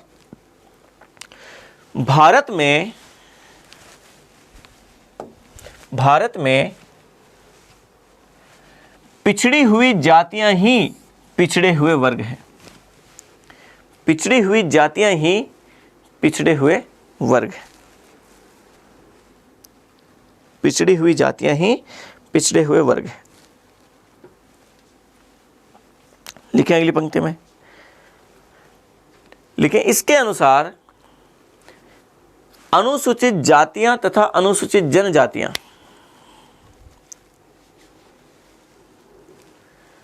अनुसूचित जातियां तथा अनुसूचित जनजातियां अनिवार्य रूप से पिछड़े वर्ग में आती हैं। अनिवार्य रूप से पिछड़े वर्ग में आती हैं। अनिवार्य रूप से पिछड़े वर्ग में आती हैं, जिनकी पहचान स्पष्ट रूप से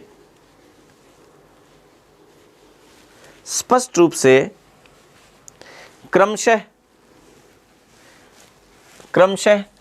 अनुच्छेद 341, तो अनुसूचित जाति पहले था तो वहां 341 लिख दिया, क्रमशः अनुच्छेद 341 तथा अनुच्छेद 342 में की गई है। अनुच्छेद 341 तथा अनुच्छेद 342 में की गई है। ठीक है, फिर लिखे आगे, लिखे अगली पंक्ति में, आयोग ने पूरे देश का भ्रमण कर 3743 जातियों को, पूरे देश का भ्रमण कर 3743 जातियों को पिछड़े जातियों के रूप में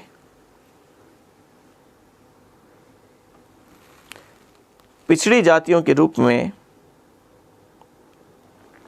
पहचान किया। पिछड़ी जातियों के रूप में पहचान की।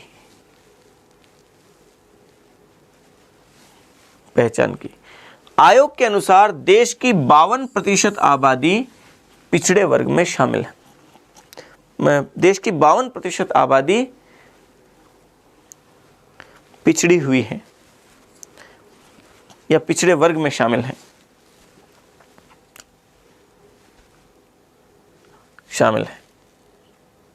देखिए अगली पंक्ति में, आयोग ने अन्य पिछड़ा वर्ग के लिए 27% आरक्षण की सिफारिश की। आयोग ने अन्य पिछड़ा वर्ग मतलब ओबीसी के लिए 27% आरक्षण की सिफारिश की। 27% आरक्षण की सिफारिश की। लिखे अगली पंक्ति में, एक पंक्ति छोड़ के फिर आगे लिखे। लिखे 1990 में वीपी सिंह सरकार ने 1990 में वीपी सिंह सरकार ने मंडल कमीशन की रिपोर्ट के आधार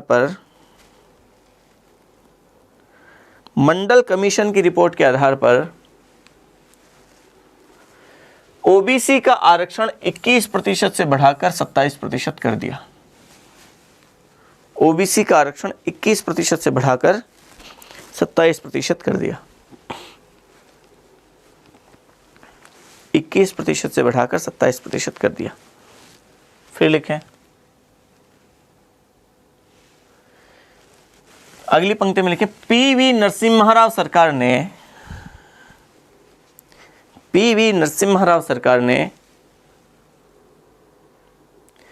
आर्थिक दृष्टि से पिछड़े सवर्ण वर्गों के लिए, आर्थिक दृष्टि से पिछड़े सवर्ण वर्ग के लिए 10% आरक्षण का प्रावधान किया, 10% आरक्षण का प्रावधान किया। तो जो अभी ईडब्ल्यूएस वाली बात है ना, वो पहले भी लागू हुई थी। 10% आरक्षण का प्रावधान किया।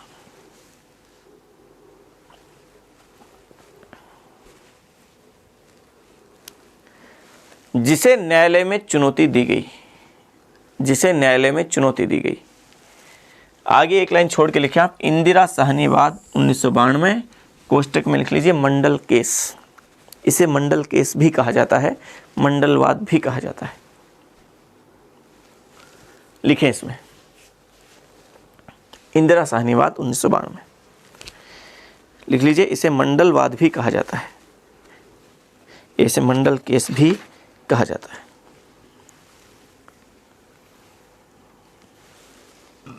इसके जो निर्णय थे वो क्या क्या थे, तो 1 नंबर पे लगा के लिखें, इसमें ओबीसी के 27% आरक्षण को वैधता प्रदान की गई।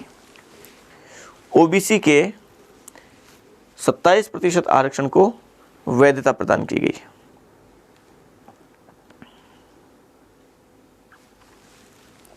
वैधता प्रदान की गई।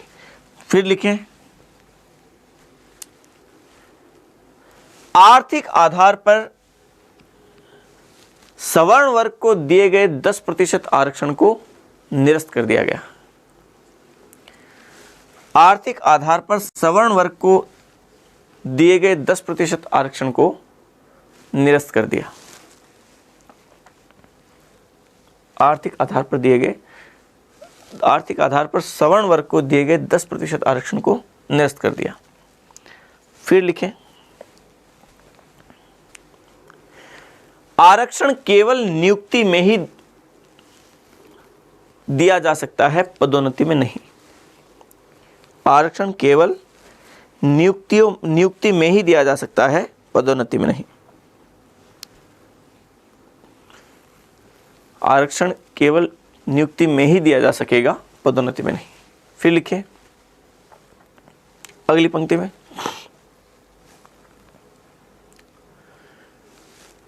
लिखिए आरक्षण अधिकतम 50% सीटों पर ही दिया जा सकता है, इससे अधिक नहीं। मतलब आरक्षण की अधिकतम सीमा 50%। आरक्षण अधिकतम 50% सीटों पर ही दिया जा सकता है, इससे अधिक नहीं। आरक्षण अधिकतम 50% सीटों पर ही दिया जा सकता है, इससे अधिक नहीं। फिर लिखें अगली पंक्ति में, लिखें कैरी फॉरवर्ड, ये CARRYFORWARD, कैरी फॉरवर्ड का सिद्धांत लागू होगा। कैरी फॉरवर्ड का सिद्धांत लागू होगा मतलब आगे ले जाने का सिद्धांत। कैरी फॉरवर्ड का मतलब आगे ले जाने का सिद्धांत, इसको कहते हैं आगे ले जाने का सिद्धांत।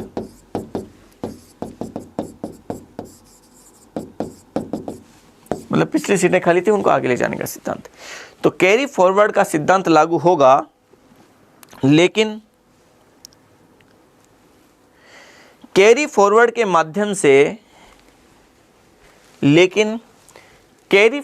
माध्यम से आगे ले जाई गई सीटों की कुल मात्रा, आगे ले जाई गई सीटों की कुल मात्रा 50% से अधिक नहीं होगी। 50% से अधिक नहीं होगी। 50% से अधिक नहीं होगी।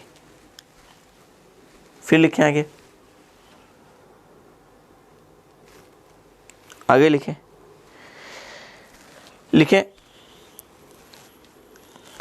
अन्य पिछड़ा वर्ग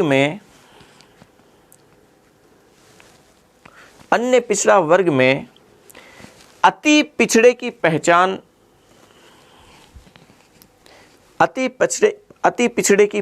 कर आरक्षण का लाभ दिया जाए। आरक्षण का लाभ दिया जाए।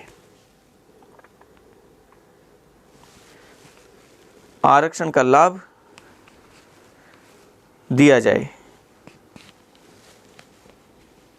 अर्थात पिछड़े वर्ग को क्रिमिलेयर और नॉन क्रिमिलेयर, पिछड़े वर्ग को क्रिमिलेयर और नॉन क्रिमिलेयर दो भागों में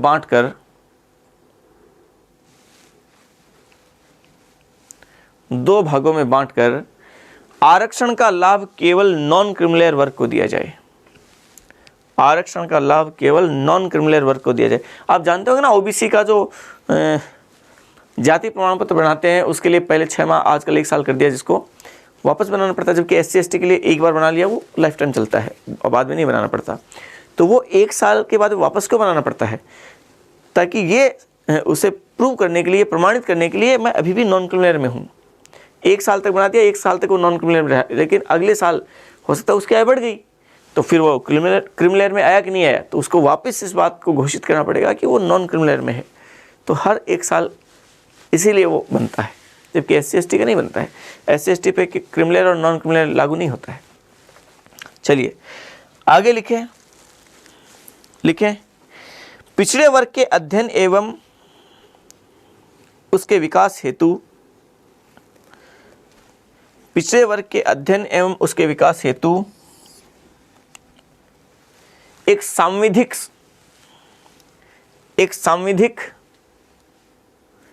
संस्था का गठन किया जाए,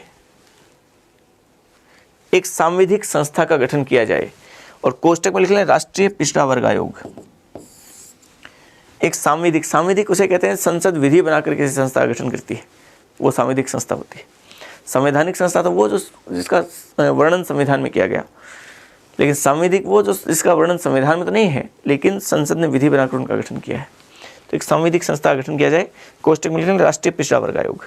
चलिए ये हुई इंदिरा साहनीवाद। आगे लिखें, एक पंक्ति छोड़ के लिखें क्रिमिलेयर और नॉन क्रिमिलेयर की पहचान हेतु, क्रिमिलेयर और नॉन क्रिमिलेयर के मापदंडों के निर्धारण हेतु, ये लिखें क्रिमिलेयर और नॉन क्रिमिलेयर के मापदंडों के निर्धारण हेतु 1993 में रामनंदन समिति का गठन किया गया। 1993 में रामनंदन समिति का गठन किया गया, रामनंदन समिति का गठन किया गया। तो रामनंदन समिति क्या है? क्रिमिनल और नॉन क्रिमिनल के लिए मापदंडों को तय किया इसने। चलिए आगे लिखें, एक पंक्ति छोड़ के लिखें 77वां संविधान संशोधन 1995। 77वां संविधान संशोधन 1995। आज की क्लास थोड़ी सी लंबी जा रही है, लेकिन लंबी जाना ज़रूरी इसलिए है कि हम इन बातों को 2 खंडों में बांट के नहीं पढ़ सकते हैं। तो कोई बात नहीं, यदि आपकी क्लास लंबी लग रही है तो आप 2 टुकड़ों में इसको देख सकते हैं, लेकिन मेरे ख्याल से 16/4 को तो कम से कम आपको एक ही टुकड़े में एक ही साथ देखना चाहिए। लेकिन आप 77वां संविधान संशोधन 1995 लिखें। इस संविधान संशोधन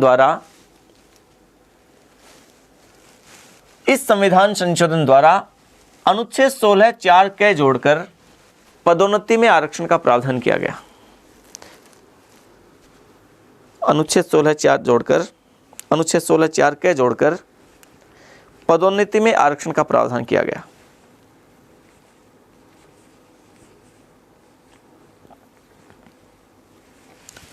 पदोन्नति में आरक्षण का प्रावधान किया गया। फिर लिखें वीरपाल सिंहवाद 1995।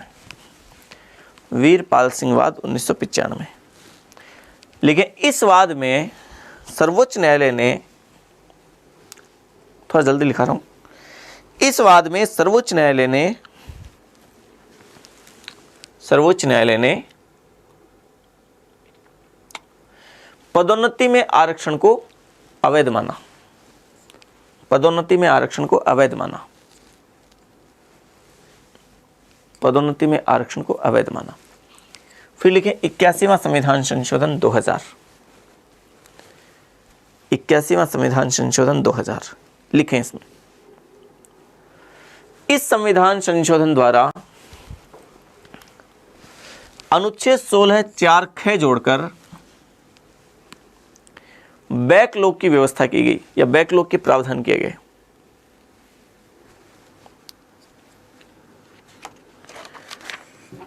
(16(4) ख ख जोड़कर बैकलॉग के प्रावधान किए गए, बैकलॉग के प्रावधान किए गए। फिर लिखें 82वां संविधान संशोधन 2000। थोड़ी सी देर और आप थोड़ा सा झेल लीजिए, उसके बाद हम 16.5 और 16.6 बहुत सामान्य से छोटे से हैं, उनको पढ़ के क्लास समाप्त करते हैं। लिखें आप 82वां संविधान संशोधन 2000। लिखें इस संशोधन द्वारा अनुच्छेद 335 में संशोधन करते हुए, इस संशोधन द्वारा अनुच्छेद 335 में संशोधन करते हुए, 335 में संशोधन करते हुए पिछड़े वर्ग को किसी पद हेतु आवश्यक न्यूनतम अर्हता में, अर्हता कहते हैं योग्यता, आवश्यक न्यूनतम अर्हता में छूट, आवश्यक न्यूनतम अर्हता में छूट प्रदान की गई, छूट प्रदान की गई। फिर लिखें 85वां संविधान संशोधन 2000, अच्छा यहाँ 2 लिखा दिया, 2001, 85वां संविधान संशोधन 2001। लिखें इसमें इस संविधान संशोधन द्वारा वीरपाल सिंह वाद के निर्णयों को निष्प्रभावी करते हुए, वीरपाल सिंह वाद के निर्णयों को निष्प्रभावी करते हुए पदोन्नति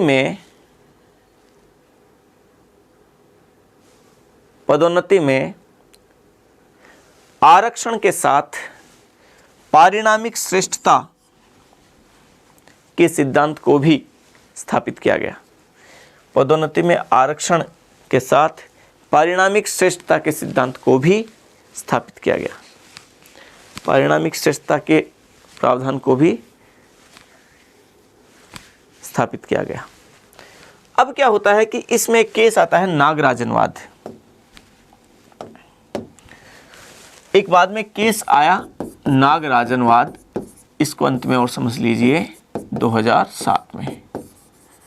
और इस नागराजनवाद ने क्या किया कि 77वां संविधान संशोधन, 81वां संविधान संशोधन, ये जो 82वां संविधान संशोधन और 85वां खासतौर से संविधान संशोधन जो लास्ट में हुआ था, इसको क्या माना इसने? वैध माना। ये बिल्कुल ठीक है, कोई दिक्कत नहीं। तो मतलब पदोन्नति में आरक्षण को वैध मान लिया कोर्ट ने नागराजनवाद में। तो अंत में एक बात लिख लें, नागराजनवाद 2007 में सर्वोच्च न्यायालय ने, नागराजनवाद 2007 में सर्वोच्च न्यायालय ने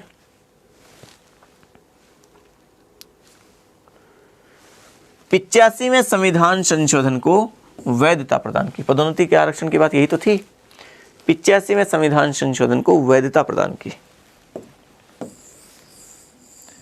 85वें संविधान संशोधन को वैधता प्रदान की। ठीक है, चलिए आगे देखें अनुच्छेद 16(5). 16(4) को मैं वापस कल एक बार रिपीट करूंगा, जरूर पढ़ें, क्योंकि जब रिपीट किया जाएगा तब आप आगे से आगे जब उसकी कड़ी को आप पहले से ही सोच लेंगे तो इसका मतलब आपको याद है। 16(5) क्या कहता है? 16(5) कहता है कि यदि कोई पद वो सांप्रदायिक या धार्मिक आधार पे वो पद सृजित है और यदि उस पद की डिमांड ही ऐसी है कि उस पद पर नियुक्ति धार्मिक या सांप्रदायिक आधार पर ही होगी, तो उस पद पर यदि किसी धार्मिक और सांप्रदायिक आधार पर नियुक्ति की जाती है तो वो आर्टिकल 16 का उल्लंघन नहीं है। हम ये नहीं कह सकते कि वो धर्म के आधार पर भेदभाव किया जा रहा है। जो आर्टिकल 16 में कहा गया ना कि लोक नियोजन में धर्म के आधार पर भेदभाव नहीं किया जाएगा, तो वो इसमें कहा गया कि यदि किसी पद की प्रकृति ही वो ऐसी है तो उसमें धर्म के आधार पर किया गया वो नियुक्ति वो इस अनुच्छेद का उल्लंघन नहीं होगी। जैसे मान लीजिए कि सेना में मान लीजिए जैसे मान लो होती है ना धर्म शिक्षक की का पद या कोई भी पद हो सकता है, तो धर्म शिक्षक का पद है, मान लीजिए हिंदू धर्म के लिए धर्म शिक्षक का पद है, तो सीधी सी बात पर है उस पर हिंदू ही वो नियुक्त होगा। जैसे मुस्लिम धर्म के लिए मान लीजिए कोई पद है वो धर्म शिक्षक के रूप में, तो मुस्लिम ही उस पर नियुक्त होगा, वो उस पद की डिमांड ही ऐसी है। तो वो 16(5) वो कहता है कि इसमें वो आर्टिकल 16 का उल्लंघन नहीं माना जाएगा। तो इसमें लिखें आप आर्टिकल 16(5) करके उसमें लिखें कि किसी पद हेतु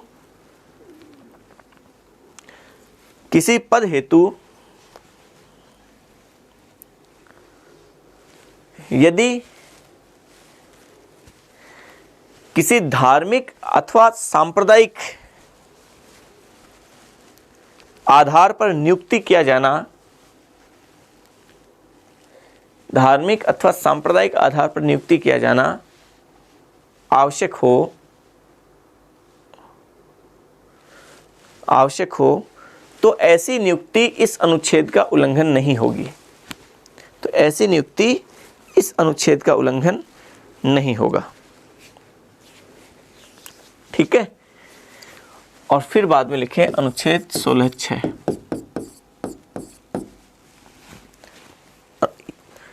अनुच्छेद 16(6) ये बाद में जोड़ा गया। 16(5) तक तो मूल संविधान का हिस्सा है, 16(6) बाद में जोड़ा गया। 103वां संविधान संशोधन 2018। तो इसमें EWS जो आप कहते हैं ना, EWS economically backward section, weaker section, sorry, economically weaker section, वो जो सवर्ण वर्ग में आर्थिक दृष्टि से कमजोर वर्ग है उनको जो 10% आरक्षण का जो प्रावधान किया गया वो इसके दायरे में क्या दिया गया। और 103वां संविधान संशोधन वो 2018 उसके द्वारा ये जोड़ा गया। तो लिखें इसमें आर्टिकल 16(6) लिखें, राज्य लोक नियोजन तथा नियुक्तियों में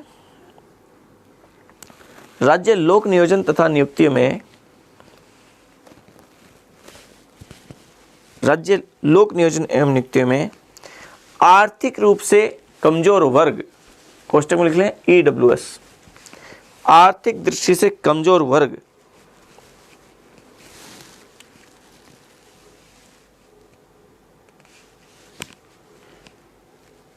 को आरक्षण प्रदान करेगा, आरक्षण प्रदान करेगा। कोष्टक में लिख लीजिए 103वां संविधान संशोधन 2018, 103वां संविधान संशोधन 2018। तो आज की ये क्लास लंबी क्लास ज़रूर है, लेकिन आर्टिकल 16 पूरा कंप्लीट हुआ। बड़े आर्टिकल्स में से, विस्तृत आर्टिकल्स में से एक आर्टिकल है ये आर्टिकल 16। तो मैं समझता हूँ कि शायद आपको ये थोड़ा समझ आया होगा, लेकिन फिर भी अगर आपके इस पूरे मैटर में से लेकर किसी प्रकार की कोई दिक्कत है तो आप आराम से कमेंट बॉक्स में जाके इस बारे में कमेंट कर सकते हैं, प्रश्न पूछ सकते हैं। कोशिश करूँगा कि आपको आपकी उस समस्या का समाधान हम बेहतर तरीके से मिलके और कर सकें, आपके किसी तरीके की कोई कॉन्सेप्ट संबंधी किसी प्रकार की कोई दिक्कत ना हो। अच्छा, इसी के साथ 16(6) के साथ साथ 15(6) को भी जोड़ा गया था, वो भी आप ध्यान रखें। शिक्षण संस्थाओं में EWS को आरक्षण की बात उसमें की गई थी, वो 15(6) भी है। तो अगली क्लास में हम फिर मिलते हैं आर्टिकल 17 और आर्टिकल 18 के साथ। तो तब तक आप तैयारी करते रहें। विदा लेता हूँ, अगली क्लास में हम फिर मिलेंगे। धन्यवाद।